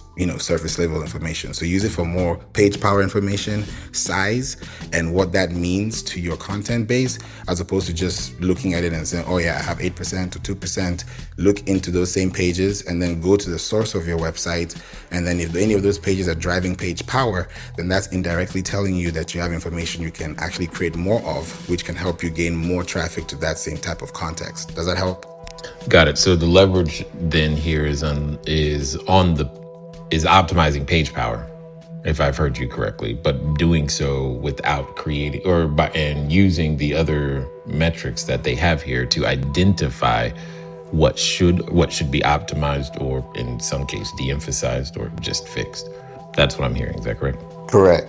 Got it. It Thank should you. give you overall, any tool should give you some direction on, it should be directional in the sense that it gives you a sense of what is that you could probably focus on first, and then maybe some other things that um, I'm not going to say it doesn't give you direction, but there can be two choices. Like, with duplicate content, that could be indicating to you that maybe a topic or something is maybe emphasized maybe a little too much more so than what you need to do. And that topic it just ranges. If it's a product or service that you are that customers are showing high interest in, then yeah, you might have some things that maybe duplicate once in a while or that type of thing. But if it's products and services that maybe are not converting very well, that just might mean that you now have something that you might need to make an adjustment to. I mean, there's some things will have a two-pronged attack to it, but it should give you some direction to help you organize at some level, rather than feeling like there's an overwhelming number of business actions that have to come from this. So I hope that helps, Atlas. Yeah. Thanks, guys. Thank you. Great question, Atlas. Yeah, definitely. This is very informative, and also something you have to test for yourself to see if you have any broken links. Check those things, because broken links hurt your crawl budget. It actually hurts more than helps your crawl budget, and sometimes you may not see those things. And if you can see a little bit, then there may be more, especially if you have more than 250 pages. And there's a client we've worked with, and they have about, this has been 6 months of just drilling it down. They have I had to do the math. They have 981 sitemaps. And in each of 981 sitemaps, they have 50,000 URLs in there. So that's about 49 million websites. I mean, web pages, web links. Yeah. That sounds like a lifetime worth of work right there. But okay. The client was like, we can't fix this problem. We have this problem. We have this problem. And I was like, I know what the problem is. And in 6 months, we flipped it. So initially, they had roughly about like 18 million or so pages that were showing up on Google out of the 40 plus, or let's say 50 million. Let's round it off to 50. So of course they have new pages now, and this is a website that has been in business for about 50 years. So you're talking about a domain that has been active for so long. They are backlogged and they just don't know what to do. So they were like, hey, Favour, can you fix this problem? I was like, yeah, I can. So I now did an audit, send them a Loom video. I do this every time. If you click the link above and you schedule a call with me, this is exactly what you get too. I send you a 5-minute recording and I'll tell you exactly what's going on, like we're on Zoom together, but you'll be watching it on your screen. And I'll be sharing with you exactly what I'm seeing. And I'll tell you, this is what needs to be done next. And if you don't do it, this is what's going to happen. And if you do it, this is what's going to happen. So I give you the conditions of, if you do it, this is what's going to happen. If you don't do it, this is what's going to happen. Pierre, go ahead before I continue. I think Favor, this is a really good. I love that you brought this up. This is why I like coming on stage with Favor. He always kind of like hits the right thing. I'm kind of like, oh yeah, this is what I want to talk about. You bring up a really good point of kind of. I think businesses should pace themselves a little bit on content. It's absolutely right that there's such a thing as posting too few and too infrequently to get a real search benefit. The flip side is, and this can happen over time, is that you are posting, if you try too hard to, how can I put this? If you're trying too hard to be like the next USA Today on your product or service, you're going to get overwhelmed with problems later on. And Favour brings a really good point about trying to fix backlinks, trying to decide which content that may need to be evergreen. What's some you want to keep it relatively in a certain sweet spot. And there's no hard number for this, basically, unfortunately. But I would say if it starts to feel like a whole project, it's not that's not that SEO is bad. It just means that it's going to, if you're a small team, it can be a distraction if you don't have someone dedicated to it. I'll give you a quick example. When small business trends, this happened about 2010 when they got to be one of my earliest clients. I had to spend 2.5 days on categorizing all of their content to figure out 3 buckets of content to suggest for marketing, for partnerships, and for what content they should be emphasizing. It took 2.5 days. I looked like if you've seen A Beautiful Mind by Russell Crowe, and he has like everything mapped out and what have you. This was literally my life for 2 days.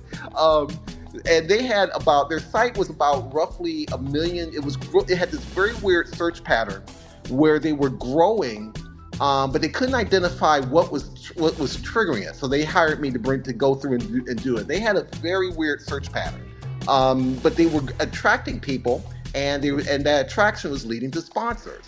So your job with the whole purpose of SEO and getting analysis is trying to kind of get to a sweet spot of what you need to do.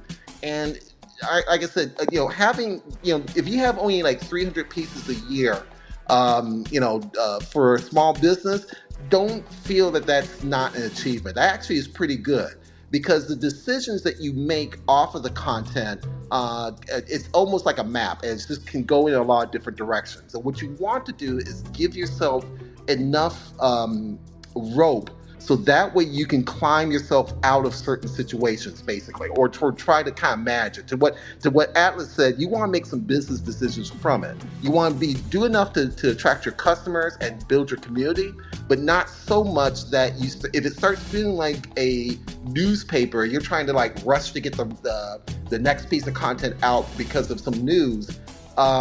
I would caution against that, because that's not really your job. There's journalists who really do that, and you want to have some pacing in there to keep your business afloat and to serve your customers with product and service, but also have just enough content to make a difference. Favour, I'm going to give it back to you. I hope that was helpful. Pierre, you just said something, if I may, Favour. You just said something so important.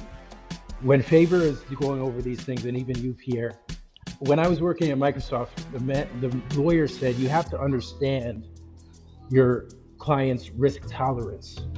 And Microsoft didn't have a high risk tolerance, but I have a higher risk tolerance than Microsoft. And because also in the same way, Microsoft has a bigger budget.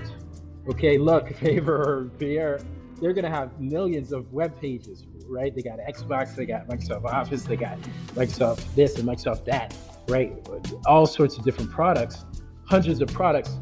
thousands of staff. The second time I worked at Microsoft was in 2002 to 2004. They had like 50,000 staff. I had one.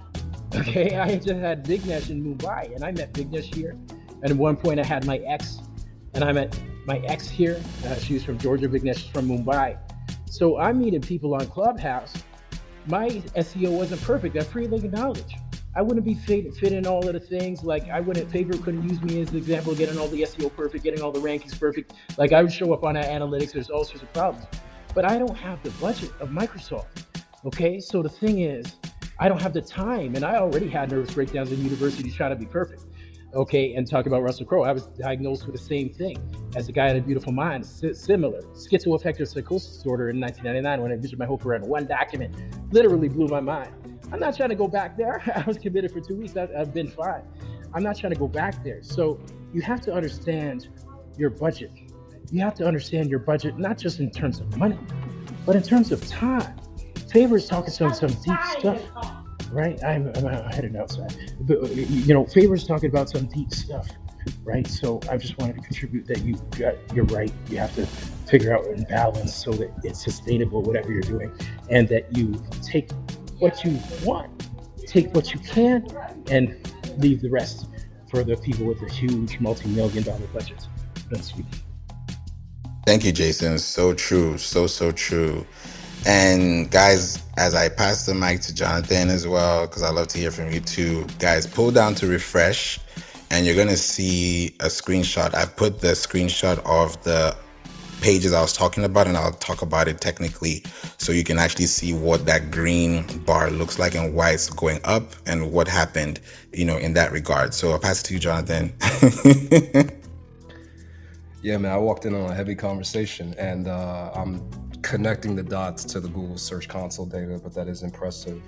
But I like the overall topic of content marketing and signals. But Pierre, you were honing in more so on volume, and particularly like syndicate volume and trying to compete with that. I had firsthand experience with that at Pro Football Focus, PFF. I was at PFF, and for the record, PFF is a football data analysis company. They're the largest in America. They were just recently acquired, actually, but I was there for 4.5 years, from like 2021 to 2024, 2025. And one of my first jobs really coming in as an intern was getting the SEO together, because they hadn't had anybody to really man the SEO. And really from 2021 to like mid 2022, 2023, it really was a game of just volume and velocity, like consistently. And it was really us just comping ourselves in our own cadence and what we could do. Once we got out of that honeymoon curve of growth and we got to the realistic picture of trying to keep up with other syndicates like The Athletic and stuff like that, the volume game just wasn't feasible against our manpower. And on top of that, what's interesting as well is that SEO is one of those things where you can copy everybody and still get nowhere. There is and has and always will be a unique part to SEO where you have to bring, at my time at PFF, we had a consultant come in, and it was a great mentorship for me. And she emphasized to me the point of, when you have a content idea or a product idea or a tool idea, all the other things that we talk about in this group that Favour mentions, the on-page optimizations, the backlinks, all that stuff, but having a level of uniqueness to which you actually present and bring to the table is such a huge factor. If you have your volume and focus more on providing unique content, right now you'll actually win and do better. Like niche-specific content that's actually unique, that's tied to an author with experience, does way better than volume. Volume, in my opinion, just allows you to test quicker. So you can see what's working, you can see what's not working, and then you can bring someone like Pierre in the picture to actually audit and find out what's working. Because typically with SEO, you have all these different content things and product things that you're doing, but generally speaking, you're gonna have one or two leading horses. And then those leading horses can be your indicator on which you can expand upon, because usually there's other things to talk about or discuss within that product or topic that's doing well. So yeah, the content volume thing, especially right now with the AI thing, because I feel like with AI, everybody feels like, and I'd love to get your thoughts on this, Favour, everybody feels like they can just kind of crank out content, but it's kind of like we kind of have to go back to more intentful, thought-based, quality over quantity type pieces. And then to Pierre's point in the end, taking those pieces and then repurposing those pieces in other places that could be valuable as well. So what do you think about that? I'll add 2 cents. Jonathan, you were right on the AI particularly. I love everything you said, but you're particularly right on the AI. That is actually the problem right now. It's too easy to produce a bunch of things. And AI is not really, how can I put this? It's really good as an organizer. I've used it for some writing with CMS Wire. We found a way to build on old articles using I always tell people to use projects entirely with Claude or anything similar to that, because what you're doing is creating a cache, where you're trying to kind of a cache memory of information that the model will check first before it responds. And models, as much as most people don't realize how flat AI models are designed to be when it comes to writing. Exactly. They're very, very flat. It's kind of a catch-22. It makes it a little easier to think through it, but at the same time, you shouldn't. You still need to edit and really put that personal insight. And I love the fact you brought up the idea about with AI, because it's too easy now with whether it's written, video, audio. It's easier now to produce content, but the purpose of SEO is really to audit.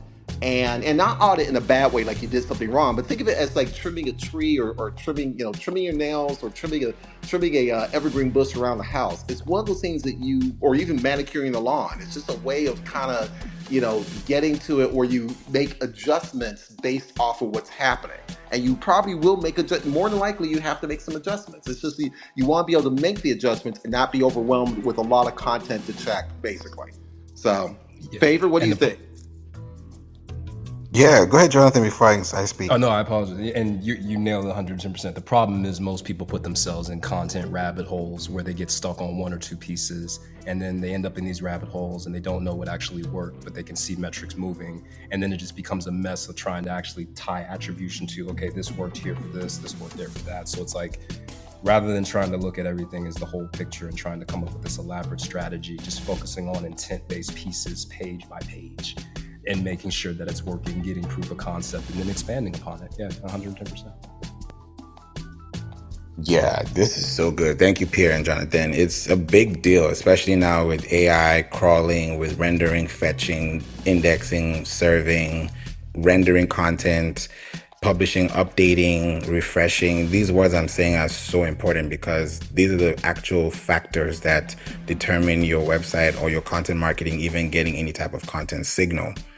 And there's a website I'll talk about that you'll be able to even check for yourself to see if you have any type of content signal. It's going to range from 0% all the way to 100%, and it will tell you everything that's going on. And I'll talk about it shortly. So with AI, it's a big deal. It's a big deal because if you're going to be, let's say you were top of the mountain or you were top of the search results in 2022, 2023, and you wrote an article that was bringing millions of followers and impressions and visitors, and now all of a sudden you have tens of thousands of visitors from a million, it's because a lot of things have changed over that time. And most times clients, businesses, they don't want to hear that. They don't want to hear, no, I'm sticking to this. And I'm like, hey, if you don't do this, this is what's going to happen. If you do this, this is what's going to happen. You choose what you want. It's not my business, it's yours, but I'm going to tell you what's going to happen. So when it happens, you wouldn't say you didn't know it was going to happen. And if it even ends up worse, that's worse. So it's very important to think about where your website is today, structure-wise, because it will help you. You can Google Web Almanac, ALMANAC, Google Web Almanac, and do a study and dive deep into understanding what that looks like when it comes to the web. Now, when your website and AI is all crawling and everything, you need to also have explicit directives that allow AI bots, search crawlers, to find your content. And that's going to take time. You don't just plug in and, oh, now we got power. It's going to take a while because your website has never been crawled. It's never been seen. It's never been indexed. So it's going to take some time. And that crawl budget is going to expand over time. That's why Jonathan was saying too, that the reason of creating content in volume form is so that you're able to test the process. So when you're able to test the process, somebody that is smart in marketing will now take the top 10 or the top 5 or the top 3 and then run ads on those to now amplify or emphasize more on what they want to actually connect with, because people are talking about it within the last 24 months, within the last 36 months. So that helps you because of your content. So if you're able to drive content and know in the last 12 months, I've had content and these are the top 10 posts, then I can update those top 10 posts for 2026 edition and then run ads on them to send more traffic to more people within the same affinity. So you're creating more signals over time because you're actually boosting your traffic over the expansion of what you created initially. Now, when you look at this pull to refresh that I put the screenshot on, you'll see this is the client's account. And I want to just give you an overview. This is like a technical SEO content marketing strategy that I'm going to talk about in about less than 5 minutes. If you look at this screenshot, right, guys, click on my face and you see the screenshot there. So that if you don't see it, just pull down to refresh on your screen and you'll see it. Now, if you look at this page, you'll see there's a left side and there's a right side. The left side says not indexed. The right says indexed. This means that at the top, you also see all known pages, because there's usually 3. There's all known pages, there's submitted pages, and there's unsubmitted pages. So I'm going a little deep here. When you look at all known pages, it means that this is all Google knows about your website. If you have 10 articles on your website, but Google only knows 3 links, then Google is available to 3 web links on your site. That's what it means. So they had about let's say, definitely not 3.4 million as it is now, but it was in the millions. I'm actually going to the site so I can pull it up for you because I have to point. It's a real-time data point. So let me go to the page and then I'm going to open it up. Boom, here we go. So if you look at the very first side, the very first bar on that screenshot, you'll see that was around January 23rd. It's telling me that the website had 1.38 million pages that were indexed. So that means that Google knows, and they have about 49 million pages, roughly. So Google only knew about 1,382,058 pages out of 49 million pages, right? That means 2% of their pages were indexed on Google, which is normal, common, and sometimes it's even less than that. Sometimes your pages are not even available to Google. Now, imagine from having content on your website doesn't mean that you're going to get traffic. Because sometimes we think, oh, we're just going to post content and traffic and it's just going to happen. It's not going to happen like that. So it's going to take a while to build.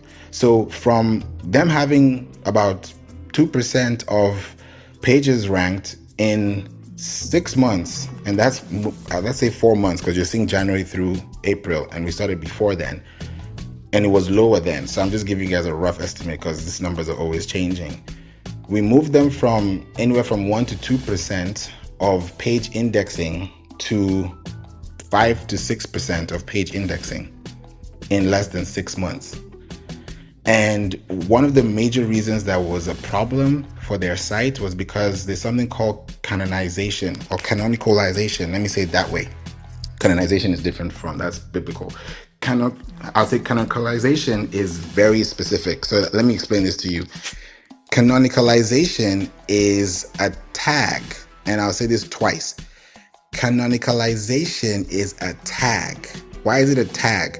Because it tells the search engines, not just Google or Google bot, because most times people are on Google search engines, but we forget that there's a Google bot. And Google bot is not just one. There's many around it, right? There's Pedalbot, there's Yandex, there is Amazon bot, there's Cloud bot, there is GPT bot. There's a lot of user agents out there when it comes to crawling. So we're not just talking about one search engine, Google. So canonicalization is a tag that tells the search engines which version of your page is the main one, because you may have a duplicate page or something called a near duplicate page. And that happens a lot. So if you don't have the right canonical tags, then crawlers that I mentioned earlier may not be able to actually connect with your website because it now splits your signals. It splits your content signal, which also wastes your crawl budget. And how do you waste crawl budget? If you have two links, and we have a client that's having that issue right now, they ended up doing a backup, and the backup became a live update. And now they have two pages, and their their website split into half. Their traffic split into half because they were having thousands of traffic, and then it just split overnight. And I was like, what did you guys do? I said, do this tag, do this tag, do this tag. They did something else. I don't know who touched it. And it was a whole mess. So literally today is what, Wednesday? They've been fixing it since Friday. Because I told them this thing is active, and if it's not fixed, it's going down to zero. So I'm just giving you examples of what I see every day with clients. And I'm not running their websites. They have developers, they have teams, they have content writers. And this example you're seeing here, this is a $5,000 fix. So we're talking a lot of canonical tags, a lot of things that are going to actually change, and it has to take time to see the change because those changes are not just going to happen overnight. Oh, we fix it. No, it has to be tested. We have to evaluate it. We have to wait for Google to crawl it again, and we have to also index it either manually or automatically. We have to make sure that it's indexed correctly. Super important. Yeah, go ahead. I was going to I want to add one quick point to that too. I know sometimes people will get, I know I get this all the time, emails from quote unquote experts who come in and say, hey, we just took a look at your website and we found a couple of things that are wrong, and we'd love to kind of send you this report and kind of bring you into it. That's you for SEO to work, and Favor's example is a terrific one. You really it needs to be a sit down with the customer. If you get a blind email saying that they've reviewed your website and they like to with you about it a little bit more, I put it this way: I wouldn't necessarily call it a scam, but it does open the door a little bit because they've never really, until they've talked to you about what product service you're offering, and for all they know, just from working at a website, um, the changes you have to make really have to align to your business model. You might be offering 20 different types of apples. I try to keep fruit because it's a little simple, but you may have 20 different types of apples, and your website reflects that, but you've made a decision where you're now getting ready to offer 30 different types of apples, and you're going into the peach market. Okay, none of that is on a website. So whatever assessment that somebody gives in the blind really is not a terrific way to do that. They can approach you and say, hey, we'd love to talk with you about your site and maybe have a discovery call with you. But I would be very cautious about accepting anything where somebody made a scan of your site and they send you a message saying, hey, we'd like to work with you. That's not really how it's supposed to work. It's really integrated to what needs to be done. And Favor's, the reason why I'm adding that into the conversation is because Favor's excellent example shows that you need to kind of have some conversations about what is urgent.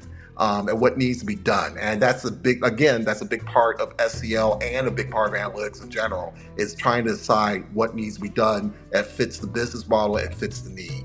So just wanted to add that in their favor.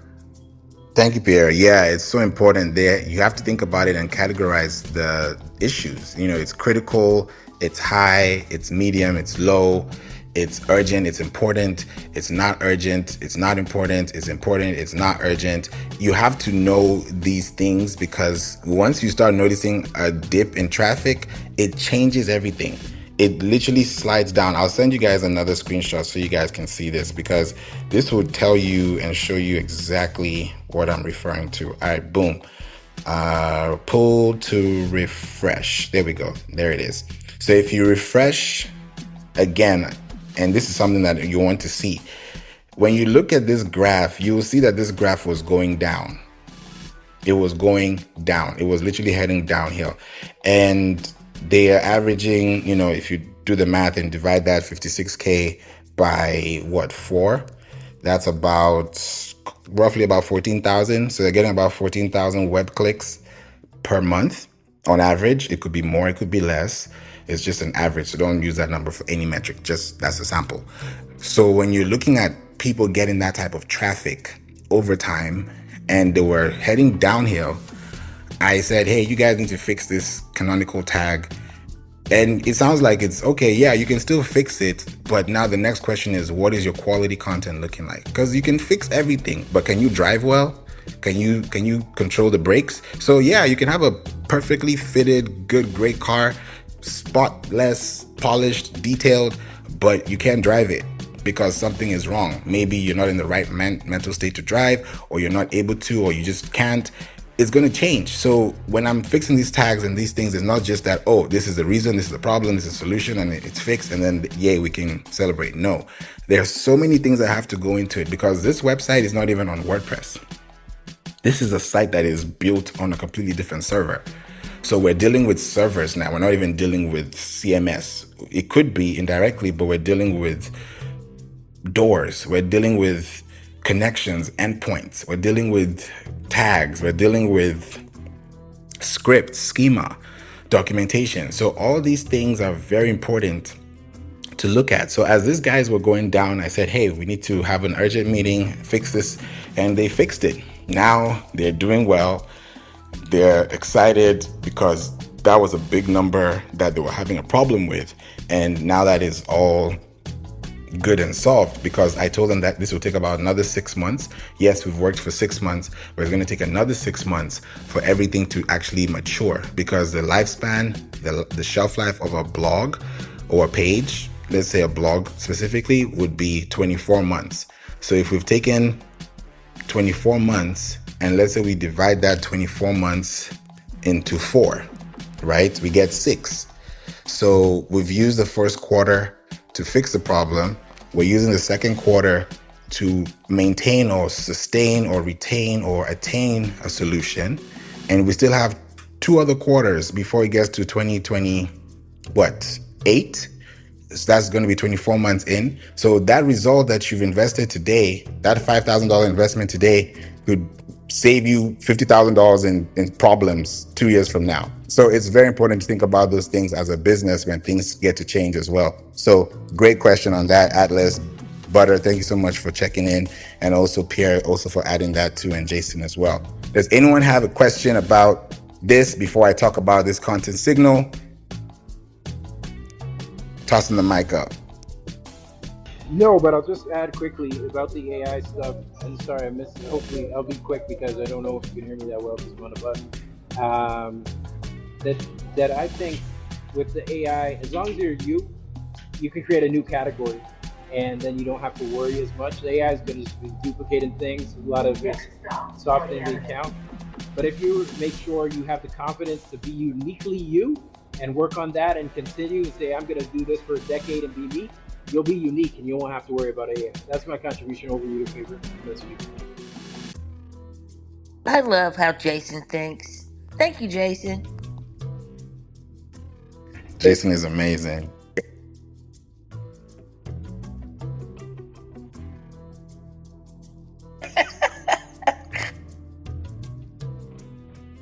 I love it. Thank you, Jason. Thank you so much, Butter. Thank you, Atlas. Thank you, Pierre. This is the final part that I wanted to bring to us before we go.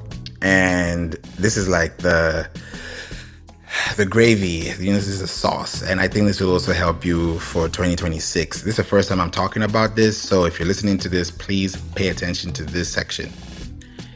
For content signals, the reason why I said content signals is not just because of last modified dates or updates or just being fresh, which is supposed to be happening, which is going to affect positively, or can I say impact your ranking and also your discoverability overall across the search engines. Not only is the structure going to be important, but the way agents are going to be able to connect with you is also important. So there's a website called isitagentready.com. I'll say it again and I'll put it in the chat. Isitagentready.com. I'll say it one more time. https://isitagentready.com. Check that link in the chat and put in your website. The same way I talked about Sideliner, put in your website. That's why I wanted to give you 2 websites so that you can be able to see it for yourself. You will get a score, and whatever score you get, it says indirectly what's going on your back end. And that's a way for me to come in and audit. So if you need an audit, if you need information on how to solve that problem or what to do, how to fix it, because everyone's website is unique. No one has the same website, even though you have the same WordPress, you have a different domain. So everybody has a unique experience completely. So I don't put it, to one and then paste to all. So if you have something that you can see it and you need help with that, reach out to me, click the link above, connect to me. Let's get on a call and talk about it. Now, this is itagentready.com is a site that will also tell you, and it stems from Cloudflare as well. So you may not be able to see everything. If you use Cloudflare, then great, that's good, but you don't have to be on Cloudflare. But you can use this site, and it even says on their website, scan your website to see how ready it is for AI agents. We check multiple emerging standards from robots, which I've talked about today, to markdown negotiation, which is important to MCP, to auth, and also to agent skills as agentic commerce is concerned. So you're going to be able to see things there. And then also, let me just give you a quick hint, because I know you guys are going to check this website and scan away. Before you scan, there's a little section on the bottom left under the button that says scan in orange. To the left, you'll see customize scan. Click on that customized scan settings window, and it's going to drop down the different results that you see there. Turn off the ones that you don't need, turn on the ones that you need. There are about 17 checks. So you can check them and see which one you want to check. And what you're checking is, what is your discoverability looking like? What is that signal looking like? Are you showing up online? Do you have a product? Do you have an e-commerce? Do you have a service? Are you showing up in the right reasons? You might get robots and you might get a green light, but if I audit that robot's text file and that text file does not look like the advanced text file is supposed to look like, then I'll know that that text file is active, but it's also at the same time not expansive. There's a way you can tell. So there's going to be in-betweens that's going to allow you to know what's the best solution and why is this even a solution to begin with? What can we do with the information that we have? So if you want to check your website and you want to see if it's AI ready, go to this website, isitagentready.com. So this will help you and give you insights. Atlas. Favour, I'm just going to let everybody know that you should have given a depression warning after or before telling us to go to this particular website, because Jesus. Yeah. So, well, the number's low, so now I can do stuff. Thank you. Well, listen, Atlas. thank you for that warning. I need that warning. I went through depression and recovered, so I might not check that website if it's not bad. It's crazy. But it's yeah. Don't get don't get too discouraged. I think with any rating system too. Also, I mean, websites are software, and a lot of times, even the best websites usually will have one or two things that might be slightly off, but then they become a critical issue down the line. So so the job is always just to kind of check and see where you are and use it as a benchmark. But don't get depressed. Let's say this. Make sure, just as Be long as you happy. make sure. Oh, sorry, Pierre. I thought you were finished. Sorry.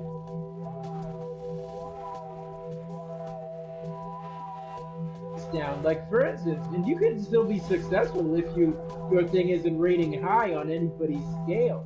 You just have to have the confidence and know what you're doing and if it works for you. For instance, I always teach. I thought you had to do things my way at first, because my way is, to begin with the end in mind. I started in 1999 and get my domains, do the market testing, and make sure it's your domain, right, legally. Because I worked at Microsoft with the anti-piracy department and the lawyers, so I always say you have to do it that way. Clubhouse didn't do it that way. Somebody else had the Clubhouse name, but they were so successful anyway, they just paid it. They just settled out of court. So it was like teaching me, I'm like, what? They did it that way and they're still successful. So, you know what? I would have rated them a 0. Somebody else had the name Clubhouse. But people would say, Jason, they're doing way better than you. They were worth $2 billion at one point. So I'm like, you know what? I resigned from rating people and thinking that I know everything, because somebody could rate you low, but it's working for you. So just do you. Don't get depressed. I'm done speaking. Good point. Thank you so much for highlighting that. Yeah, Atlas, please don't get depressed because we need you out here, man. The last time I saw this much red, I was writing an English paper. Let me just put it this way. Yeah, I'm just like, wow, that was pretty bad. But okay. But you did say something that I will say that I'm like, oh, then it's not. This is not going to be bad for me. I'm actually on and hosted with Cloudflare, and they actually provide you a prompt that I'm gonna pop that over to Claude Code real fast and on how to fix all the things. So I'm just like, oh, well, this might not be that bad. So we'll see. Yeah, it's a good. I think when you have a bad report, it shows that there's work to do, and when the work is done, you'll be happy you did it because now you've knocked it off the checklist. Now you got one less thing to worry about, and you have a lot of time on your hands as God gives you, so you can be able to see the results and the fruits of your labor long term when you create content for people who are finding it through all these bots. I did a study, and I picked a random company. I picked Nike, and I said, okay, I'm going to search Nike's results. This is any website you can scan. Nike has a level 1 basic web presence at 50%. And when I looked at their bot control, I won't go too much into detail. This is just to give you a random example of what I would do if it was your website. Right now, it tells me that they don't have any bot rules, which is a missed opportunity. And at the same time, when I look at their robots text, I can also see that the only user agent they have is Baidu Spider. So that means that they're missing out on a lot of opportunities. Even though they have a green check mark, it also shows that there's some things that they're also missing. Same thing with their robots. It has a valid format, but it has not been able to be extensified in a way that it can be so helpful to people that are searching on search engines. Yes, they may rank on all these platforms because they're a known brand, they're established, yes, 100%. When you now look at the AI compatibility segment, that's where everybody now gets decentralized. Because now that's why I always say SEO is going to reveal and expose who really does it from the one who just says we do SEO and here you go. So there's going to be a major difference, right? That score is 50. That's a score that Nike has. And there's discoverability, there's content, and there's also bot access control. That's very important. Oh, you're trying to make me feel better about my 25 right now? I'm trying. Okay. All right. Thanks. I gotta see your result. And put your link in the chat, or we can talk offline. Definitely would love to see it and work through that. And since you're in Cloudflare, it's going to be even faster for you because you're already in there. But you don't have to use all those things, but it has to be in a way that will make a big difference. So I scanned my website because I know I also want to make sure that as I'm speaking, you guys also can hear this too. So I scanned my website. My website is a level 2 bot aware at 67%. So I still have work to do myself, but I can see where the problem is and I can see what I can solve. So if my website is bot ready, AI ready, and I'm doing the same thing for clients, I'm doing the same thing for myself, I can't help someone if I can't help myself. I can't give what I don't have. So what I'm sharing with you today and why I left this last is because I want you to see it for yourself. You could have a score of 10 today and a score of 90 by tomorrow, but it's going to take a while to get there based on the structure and the time you placed before that 24-hour cycle started. So all the work that you've been doing in the past can just surface back up. But that also implies that your website is also structured and it also has the semantics that are, I would say, compatible to the search algorithms that are also searching your sites. Because anytime you go on Google, LinkedIn, TikTok, anytime you go on the web, anywhere you go on the web, as you're listening to this and you're typing, just know at the back of your mind, just know that as you hit enter or submit or return key, whatever OS you use, operating system you use, as soon as you hit that keyboard or that touch screen and hit enter, there are bots that are scanning, they're indexing, they're crawling, they're fetching. So what you get in 2.5 seconds or less has been scanned through, I would say, gigabytes, billions of gigabytes worth of data. So when you're creating content, don't worry about this big old thing going on. just focus on how do I optimize my content for AI? Because I talk about it all the time. I say, hey, is your website AI ready? There are clients that we worked with 3 years ago, 4 years ago. I'm about to reach out to them and I'll say, hey, we need to check your website because this is what's going on. And yeah, SEO in 2023 worked, and it worked tremendously. But SEO 2026, if it's not applied and I can show you the same results, then it means that we didn't do AI in 2023, which of course didn't happen. It was there, but I think it was ChatGPT 3.5 at the time when it started. And that was early phase. Now we're at a place where there's way more technology. There's cloud code. Now we have ChatGPT browsers. We have Perplexity Comet. We have Atlas for ChatGPT. So we have all these things going on. And we have to ask ourselves as businesses, as business owners, where are we investing our time? Where are we investing our money? Where are we investing our energy? And this information is so important because if I don't share it with you, I don't know who will. And I don't want to be accountable for something I did not do. I want to be able to tell you, hey, this is what happened. This is what's going on. And I'm accountable because I'm responsible to tell you this. And because I said it, I know that someone heard it. And that way, if you hear it again or hear it from somewhere else, you can reference. Do your research. What you've heard from me today, please do your research. Don't stop your research here because I didn't start my research here. And I didn't stop it here either. I'm still going to research. I'll keep coming back again, tell you more information because the more I know, the more I don't know. So I'm helping you as we help each other. If you want more specific results and you want to actually have a timely result, book a call with me. Click the link above. Let's talk about it. Let's make sure that you're certified and you're also ready for market in 2026. Favor, can I say something to encourage Atlas and everybody listening to you when you go deep, okay? And deep calls something deep, so I respect that. Although I wasn't ready to check the site, I'm walking now. I'm in the mall, hopefully, back in Toronto. And I'll say this, right? It's like this, and this is an analogy when he goes that's deep into this stuff. I've never even learned this stuff when I was doing stuff for Microsoft. I never even went this deep, and I still don't go this deep, but I learn it. I listen for what the stuff I could pick up that relates to me, right?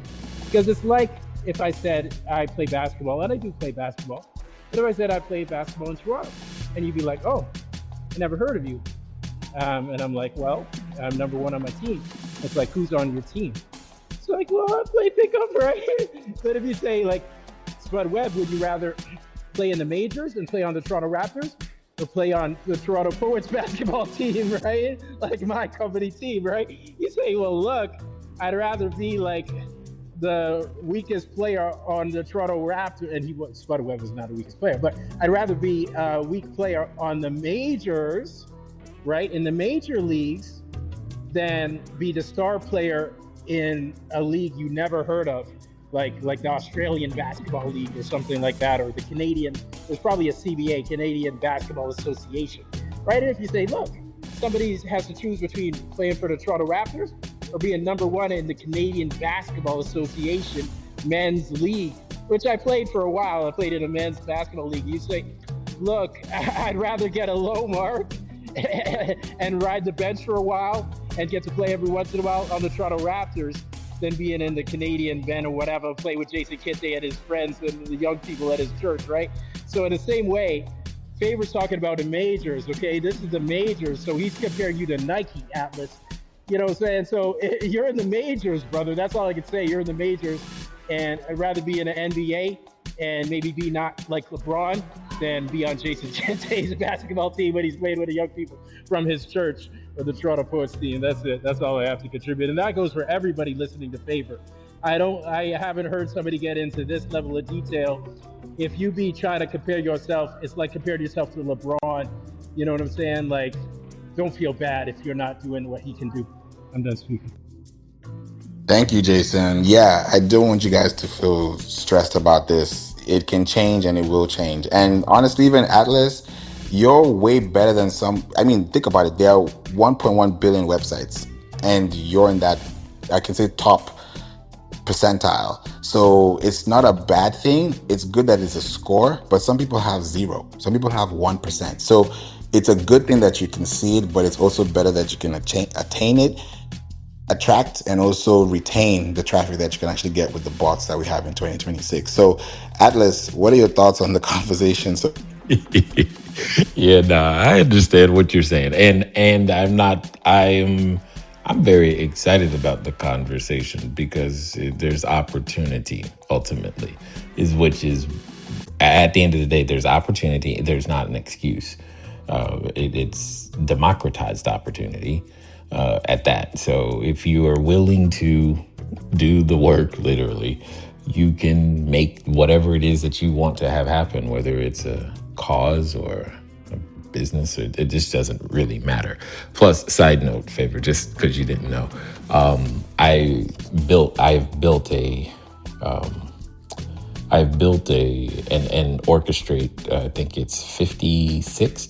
I have 56 AI agents combined, working towards that are. There's a section of them that are dedicated towards building my site and staying focused on that. So, all I did really is I took that result from Cloudflare, and I just gave it to them, and they just broke it down into its disparate pieces. And because I happen to be on Cloudflare, they already got API access. So I suspect it'll be fixed soon by the end of the day. But I just thought it was pretty funny to go look at this other thing I hadn't heard of. Is it agent ready? That's a great question. And man, it was just a slap in the face for a second. My discoverability was high, but all the other things that you were talking about, it was basically non-existent. So I was like, oh, well, that I guess that's to be expected. So the fact that you are educating or at least bringing it to awareness is absolutely, clearly, absolutely necessary. And, especially sites like this, they're going to keep you busy for a long, long time, full of work. Thank you, Atlas. Thank you. Appreciate you. And yeah, it's something that I've definitely decided to let people know and just mention it so that it's either you do it on your own or we do it for you or we do it together. Either way, it's going to get done. And there's always going to be something new that's going to be improved on, which is exciting because sometimes you just don't know. And you see, it just happened to be on Cloudflare, Atlas. So that's why I'm saying that you just don't know. I would have done my audit and I would have found that out if I was due to do an audit, but you've already mentioned it because it's your platform. So there are things that once you're able to see and integrate to, or if it's not even compatible, there are ways to go around it that allows you to still be semantically connected to the web. And that's why I wanted to talk about content signals separately from content marketing. So I'm so happy that we have understood what both of them do, what they both react to and react from, but they also play a big role because everything that we're creating for the signals is operated by the marketing that we apply or the effort that we apply. Yeah. Well, the thing I'm probably the most excited about is because in first of all, real estate, we still use paper, okay, for everything. Yes, we do. And, but most real estate people are horrible marketers, which is another way of saying those who would consider themselves competition, specifically to me, they're not doing any of these things, and they're going to wonder what happened. So I'm pretty excited about that because I can see that happening already by the speed with which I'm able to move. So it's just the fact that this thing came to me today. Timing was perfect. So I'm pretty, and I'm like, wow, that's just a bigger runway and a bigger moat that I now have, which I believe is true for every person who takes action on something on any of the things that you said. You're just building a bigger runway and a bigger moat for those who would hear I say this, who would call themselves your competition. Thank you, Alice. Yeah, I feel like I'm actually in competition with myself because I'm like, man, there's something I haven't done. I haven't done this. I haven't done this because I'm not looking at who's the best SEO person out there. Who this is a Hall of Fame. I don't even know who's out there. I can see it, but I'm not really paying attention to those details because I'm so focused on what do I have to do for the people that I connect with on a daily basis, like you and other people who are in the room too, because eventually someone's going to listen to this and be like, wow, I didn't know that this was even a thing. And oh, it's a thing. Oh, there's Web3. Oh, there's Fediverse. Oh, there's this, there's that. And it's so much that we just kind of just platypus. We just fall flat and we're just like, oh, okay, we're not going to do anything about it. But if we actually say, okay, let's put in the work, let's try it out, let's ask AI, whatever AI platform you use, to understand this and tell you what it is in English or in a 5th grade or 5th grade language or information. Heavy on the English. Yes.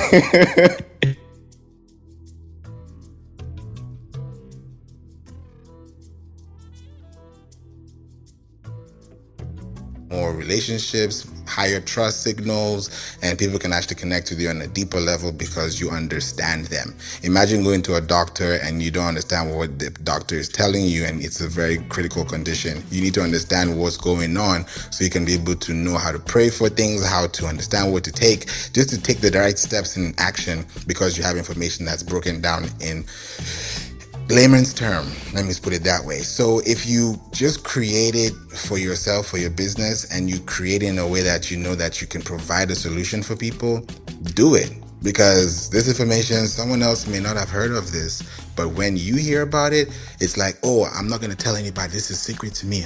No. For me, I'm going to tell you. I'll tell you this is it. And then we can now talk about what needs to be discussed in secret and private so that way your business can also grow. Because even Mark Zuckerberg said the future of business is private.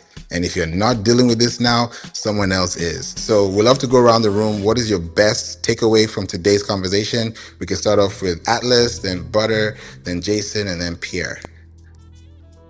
Simply fail fast, fail forward, fail frequently, because that's really what it's going to take right now. Because we're all learning this AI stuff together, literally together. So, yeah. 100%. Thank you, Atlas. Butter? Yeah, I would just say it's a great time to experiment, experience, and not be afraid to fall, as it was said earlier. I mean, you can't break it, so you might as well play with it. That's it for me. Facts. Thank you, Butter. Jason? You got to start out as a student, and this is one of the best places to learn from one of the best teachers on SEO and marketing and on the web in terms of the detailed data and everything. And you got Pierre, you got Atlas. I didn't even know exactly what you're doing now, but if you're in real estate, Atlas, I'd love to check out what you're doing. I'm going to add you on LinkedIn and check it out. I think that you've got a great opportunity to get in on the beginning of something that's going to be here for the rest of our lives with AI. So take advantage of it. At least get in the pool, even if it's not the deep end, like Favour got into. At least get in the pool so you can start learning how to swim after the dream comes to fun. Thank you, Jason. Pierre, passing to you, and then Jonathan, you're back. I'll come to you after. Or you can do Jonathan. I'll go after Jonathan. Go ahead.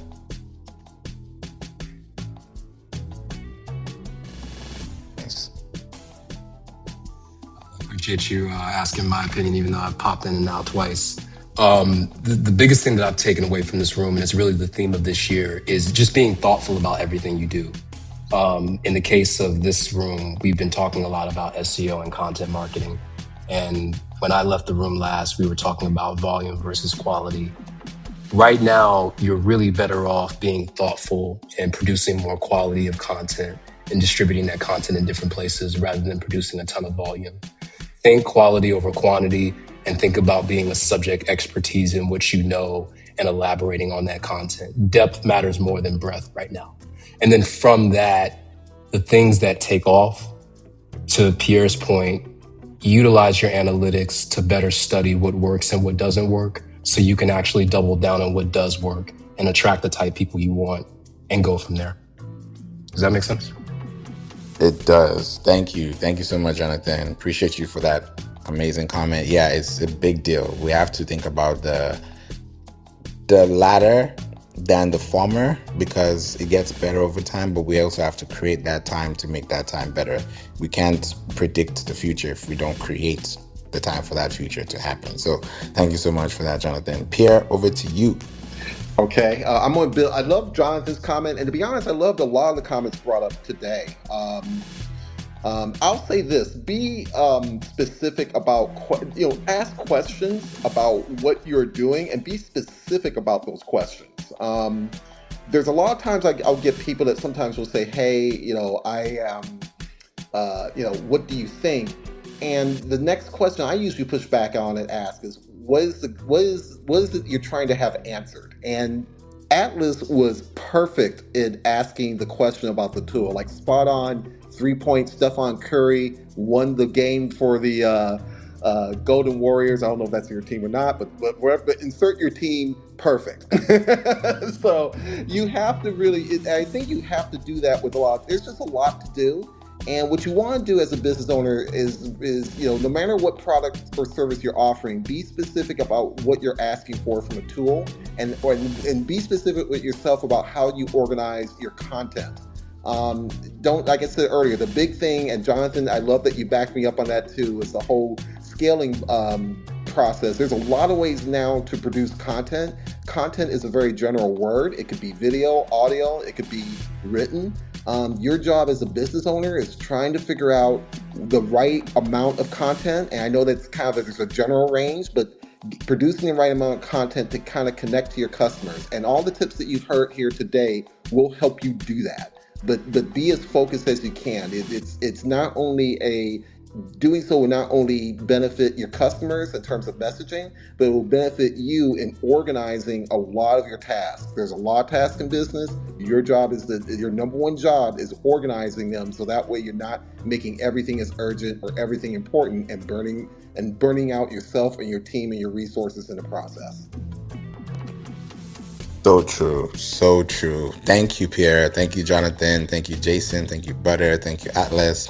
Great conversations, and so important that we're able to, do this and make sure that we can have it consistently. Jonathan, did you want to say something? No, I was just waving. I guess I'll give you flowers. Always appreciate Favor. You create rooms that are safe spaces that allow people to kind of elevate themselves. And it's really just great to be a part of your room. So thanks for having this space. Appreciate you. Thank you, Jonathan. You know what's crazy? The emoji that you gave, we don't have that emoji anymore on Clubhouse. This is just a side note. The waving emoji, because I don't know if you've updated your app. I don't think so, because I can't even premium react to you. So when you did the waving sign, I was like, wait, I don't remember. It's been a Just brought while. a throwback. No, I spend majority of my time on Club Deck, to be honest. Mess around with the That's new app, but right.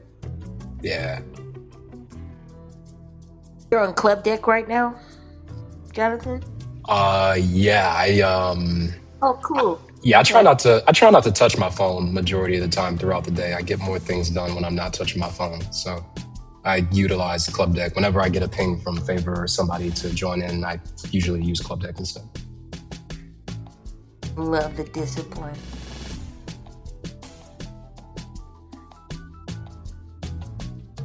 I was talking about Steph Curry. So it's dope. It takes time.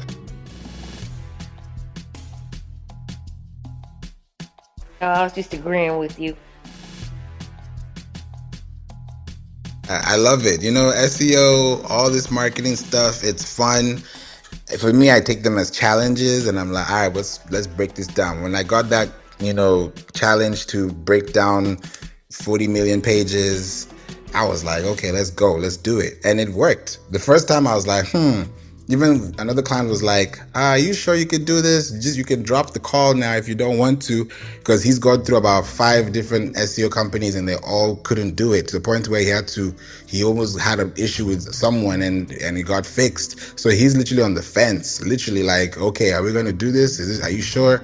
And I was like, man, I think I'm the last person you're going to talk to about this information, because I don't leave you the same way you came, because I want to make sure that you're solved, everything is process and it's done well. And now he's happy because he's seen a lot of things that have changed on his site, and he's excited about it. And it took time. And of course, somebody who has been burnt by so many other people, and then coming to you and you're still going to pay $5,000, you'd be like, what are we doing?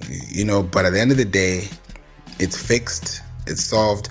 Now you can actually enjoy the rest of your website life cycle, because now you have a healthy site. It's ready for AI, it's ready for any search engines, ready for any core update. And now you actually have a wall, you have a fence, you have a sturdy foundation, because people can actually connect with you and access the web and just access you, whenever you talk to them, they can actually reach out to you first. So it changes, and I'm happy that we can tackle these things. And of course, it depends on what you have in mind, what you're planning, and we're able to start from 500 up based on what it is that we need to do and discuss, and it goes up from there. But the goal is to enjoy your content. Don't think about content, because some people say I got to do content and it sounds like somebody's dragging you through the floor.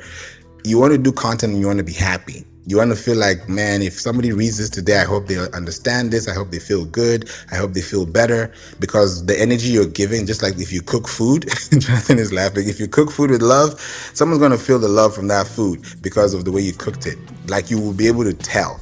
And I'm sure you've probably of experienced that in your life, maybe once in a blue moon, or maybe almost every meal that you have. So it depends on what you've been doing and how you've been able to do it. But at the end of the day, the bottom line is create content for people that can find you.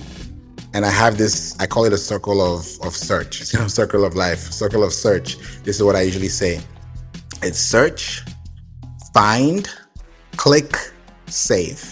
That's what the web does. That's what everybody does. You search, you find, you click, you save. You're either going to save it as a bookmark, or save it as a voice memo, or save it in your wallet, or save it as a pin, or save it as a post, or save it on TikTok, or save it wherever. Save it on LinkedIn.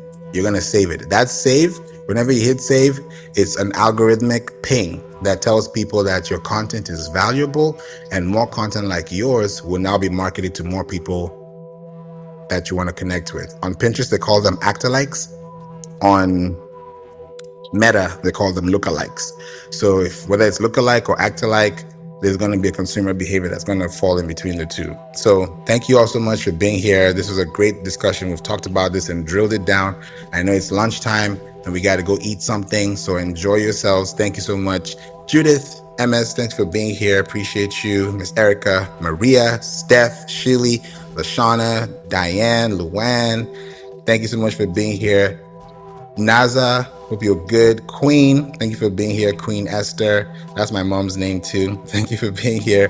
Mrs. Branch, thank you for being here. Mrs. Branch Jr. specifically, thank you for being here. Just JL, Muta, Naeem, and Sahib Zadi. Thank you so much for being here, y'all. Y'all are appreciated. Love the gift, Diane. Love all the gifts. This is amazing. I hope you guys enjoy yourselves. Have a wonderful day and learn something new. Don't be frightened. Don't be depressed. Don't be sad. Don't be anything of that nature. Just be happy and know that now that you know this information, you're 10 times, or I can even say light years ahead than your competitors, because there are things that they don't know that you know now that you can take on and actually have an advantage and a comparative advantage over them too. Pierre, what's up? Oh, Pierre wanted to say something, but I think he's on the phone. okay, yeah, he's on the phone. I was like, okay, sometimes this thing is there, sometimes it's not, but I'm glad that you guys are here and we've been able to talk about this today. So if you're here and you got a pink ticket at the very bottom so that you don't miss out on rooms like this, I always say two things. One, click on my face. On the right side, you'll see three dots, the ellipsis. When you click it, you will see notification settings. Turn it up to always so that when I'm here, if you have time, if you're available, you can hop in, we can have a conversation and talk. And then secondly, especially for those who have a pink ticket, at the very top, you see Marketing Club. When you click on Marketing Club, you can join us. There are over 353.6K members here. So we are live, and I'm one of the leaders in the house. So I've always been doing this on Clubhouse since 2021. November specifically here, but I've been on Clubhouse since November 2020. So just being on in this house and in this club for about 5 years now has been very eventful and very helpful, and connecting with a lot of people in the world, just doing this consistently, just because we care, just because we want to, and just because we know that if we don't do it, someone else gonna do it. So why not we do it first, so that we can actually show up first and show up for the people that we love and we care about every day. So y'all have a blessed day. Enjoy yourselves, and I'm going to see you guys in the next episode. Bye for now.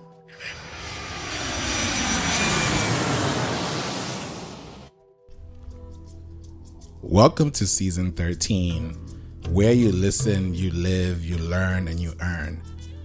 A lot of information is always given on this show. So we're in the 13th season. God has brought us so far. And I just want to thank God for the opportunity to connect with you today on such quiet, calm space like this. So thank you for listening. Know that Jesus loves you, and know that you can always connect with me on the We Don't Play Podcast show. More specifically, go to wedon'tplaypodcast.com, or you can go to playinc.online. That is PLAYINC.online, and get in touch with me. Let's get on a call. Let's talk. Let's focus on SEO for 2026 and beyond. So until we meet in the next episode, God bless you. Jesus loves you. Stay hydrated, stay safe, and stay blessed, and stay tuned. Bye for now.